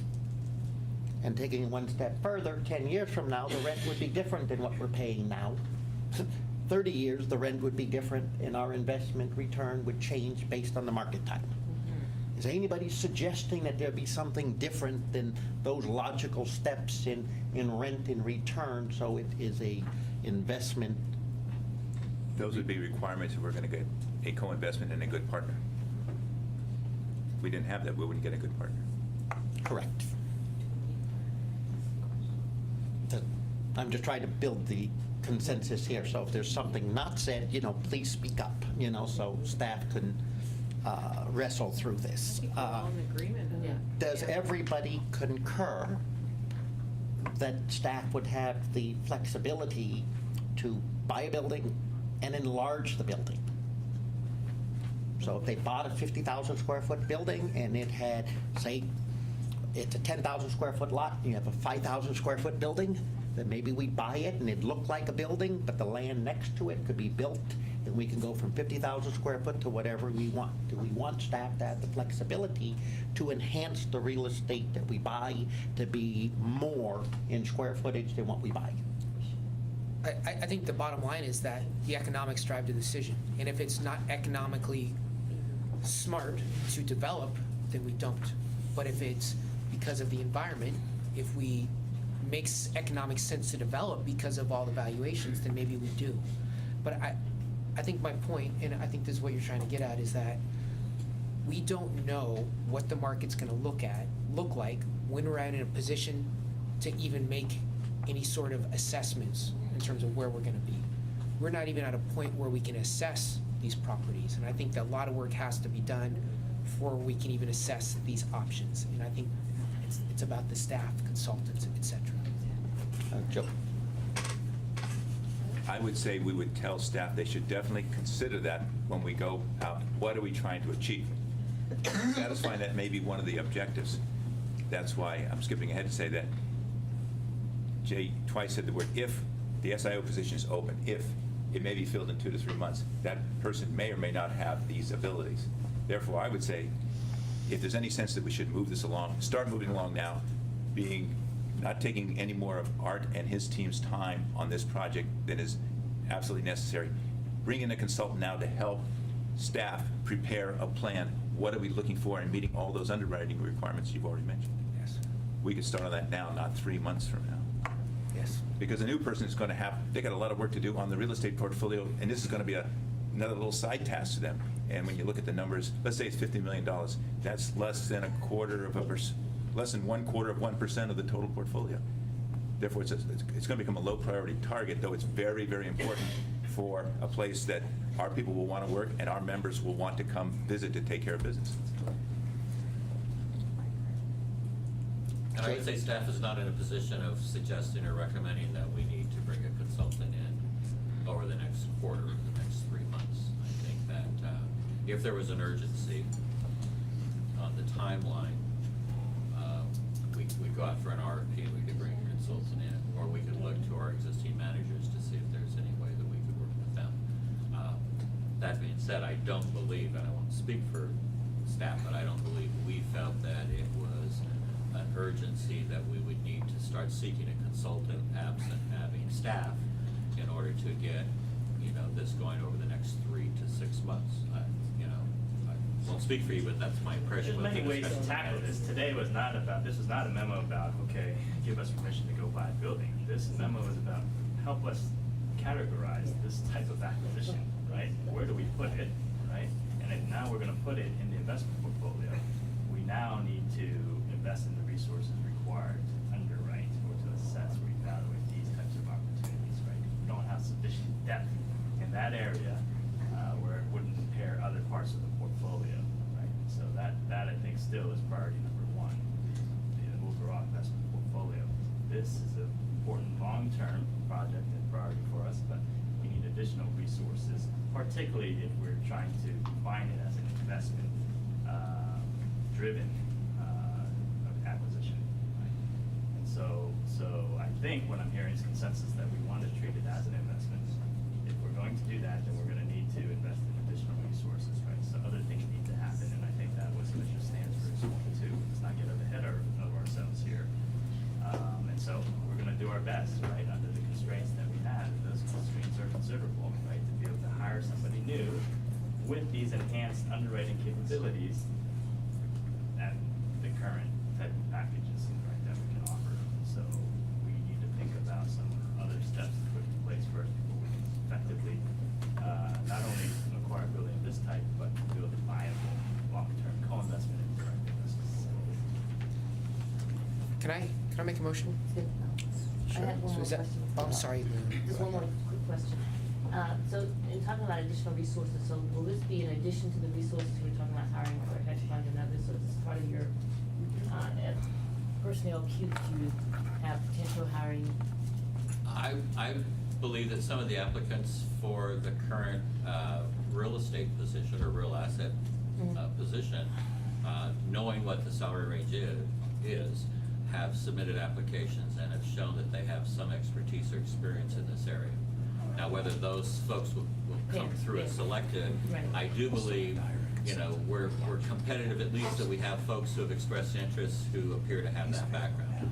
Now, whether we can successfully recruit them is another issue, but we have the capacity, both in permanent positions as well as potentially temporary positions, as well as on the consulting side, to go out. I mean, the process would be, how much would these consulting services cost? There's an expedited process with the city if we believe the cost would be less than $50,000. There's a full-blown RFP requirement at anything that would be in excess of $50,000. So again, we have the capacity in our budget to bring on consultants and also to bring on temporary staff if in fact we needed temporary staff. But yeah, we have positions that have been approved in the budget. They're funded effective October, and we're in the process of recruiting 3 positions currently. So is it, would it be appropriate for this body to make a recommendation to staff that part of the criteria that you're using to hire for an arts team, that this person, that we highly prioritize their ability to underwrite? Well, we've added it to the job announcement, and it is now a job requirement. It's part of the minimum requirements, which was not in the previous time that we hired. And so it really is arts team, and folks are going to be evaluating the candidates and interviewing the candidates, and we can, and that's sort of another direction, and the timing of this is important. If in fact you support us going in the direction of developing a director or indirect or co-investment, that we would seek someone who had experience in that when we hired this new position. And so I believe the reports I've gotten are that we have had candidates who've expressed interest, who have some of the background in this area. Now, they're not going to be Art Wong, and they're not going to have the level of experience, but we don't expect it to be Art Wong. They'll have his leadership and direction to help them. But if we can get people who've had the experience and know how to set up this type of a program, it'd be very helpful. And if not, we have the capacity in our budget to bring on the consultants or even temporary staff. Temporary staff, it's more difficult to recruit quality folks, but definitely we have the money to try and pursue that, or the consultant as an alternative. So I'm gonna make a motion, but I'll just offer one observation. I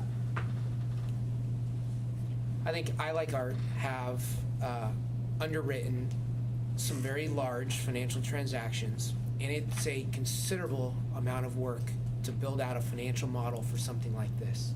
Considerable amount of work. It's not something you do in a week. This takes time. And having said that, it's not just something one person would do. This is something that a team of people would have to work on. If we were an investment bank, you would have at least 3 or 4 people working on this full-time for an extended period of time. This is a significant financial commitment, requires significant resources. I want us to move forward with this. I think it's important for us on a variety of levels. But so here's the motion that I would make. That we direct staff to keep, first and foremost in their mind, the investment considerations of a purchase of a building. But I want staff to come back with a plan about the resources they would need to even be in a position to make an assessment. So specifically, I guess here would be the motion. We would direct staff to come back to us within 60 days of a first level plan about the resources they would need to even consider making a real estate acquisition, to include consultants, bankers, etc., new staff, skills. Did I muddle on too long there for a motion? No. The 60 days always throws me. Is that too much? Too little? That was fair, right? Because all we said here is we need additional resources. We didn't say exactly how much more, exactly what we need, right? And then again, depends. Are we building an in-house direct investment capability, or we are going to compromise and have some in-house and rely on some kind of third parties as well? It's a fair question, and we certainly can come back to you with additional details on that one. Do you need it in the motion, or are you just able to take And that my direction reaction and of come sort back? of the blank stare was, if it were 90 days, would we know who we'd hired as a resource? And would that impact the report back of what resources we needed? But that being said, if they're, the difference between 60 and 90, I think in 90 days we'd be more likely to know who we've been able to successfully recruit into the vacant position, which potentially could change our report or our needs, but, probably not significant. So- I'm agreeable to amending the motion. I think that in terms of the timeframe, or amending my proposal, but I wouldn't want us to hire someone to be on staff for real assets if their skill set was dependent upon assessing one investment, whereas maybe we needed skills for something else. Although I will say, I think the ability to financial model is a really important skill to have. But I leave that up to you guys to decide about what skills you need. But I wouldn't want us to hire someone for a one-time purchase only. Well, the problem is, the reason we brought this back is this is not a priority of assignments that Art and his staff are working on, even when Lindsay was here.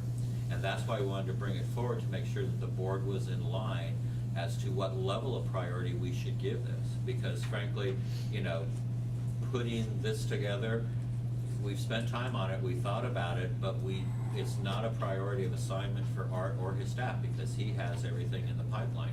So what we're trying to define, and I think your motion will help us define it, is this is an important priority for the board, and you've given us direction on the 5 points that Victor got complete consensus on as to how we should proceed to do this. So this has been helpful.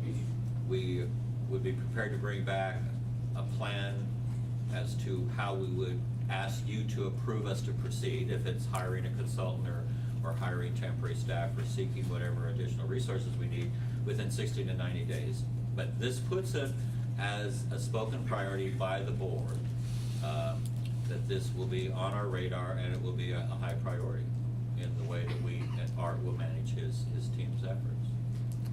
Do I need to clarify my motion? Did I go on too long? Do I need to be No, more specific? is there a second to the motion? Well, I have a question about the motion, because this part of it I didn't understand. That's what's. Okay, is there a second to the motion first? I'll Then we second can the purpose speak of to the motion. discussion. Great, okay, Commissioner Driscoll. I thought you said 60 days, you want 90 days. Is this about a new hire? Is that a kind of requirement to proceed or not? And let me ask a question, because it's not one of the possibilities to consider. Are there any people that would fall into the 960 rule as opposed to doing an RFP for a consultant? People who have the qualities, the ability, the experience to help shape this plan for it to come back to the board for a decision. Prop F? Prop F, yeah. for those, they're bringing back retirees who happen to have that expertise, and they're eligible to work up to 960 hours without jeopardizing their pension. I mean, I've heard the request is to bring back a complete list of resources that we would need. It's hard to exclude potentially an expertise that a new hire would bring in. And after we've had a chance to evaluate that, to find out whether that means, you know, if we needed a team of 3 now, we only need to bring on 2 additional folks. And again, the priorities are not going to be focused, and it's not going to be hinged on their ability to meet this requirement, because the overall higher priorities is that they know how to manage a real asset, a total real asset portfolio. That is the underlying job description for the position we're recruiting for. If we have folks who happen to be interested, who have this expertise, you know, it'd be a preferred skill or a preferred experience, but it wouldn't be the reason we would decide for or against someone. All I'm saying is the difference between 90 days, we'd be more likely to know what expertise a new hire. I'm confident that we'll have a new hire by the end of the month or the end of the year. And so but I have no objection to 60 days. And I thought, Maker, is you know, it 60 or 90? Procedurally, can I amend it now since there's been a second? Do I need to resend it and make No, another? just, you want 60 or 90? In order to give staff the resources and the time that they need, let's make it 90. The second good with that? Well, now I'm hung up with the word resources opposed to, we haven't even decided what we want, let alone the resources for what we want to achieve. That's where I think we get things definitely reversed.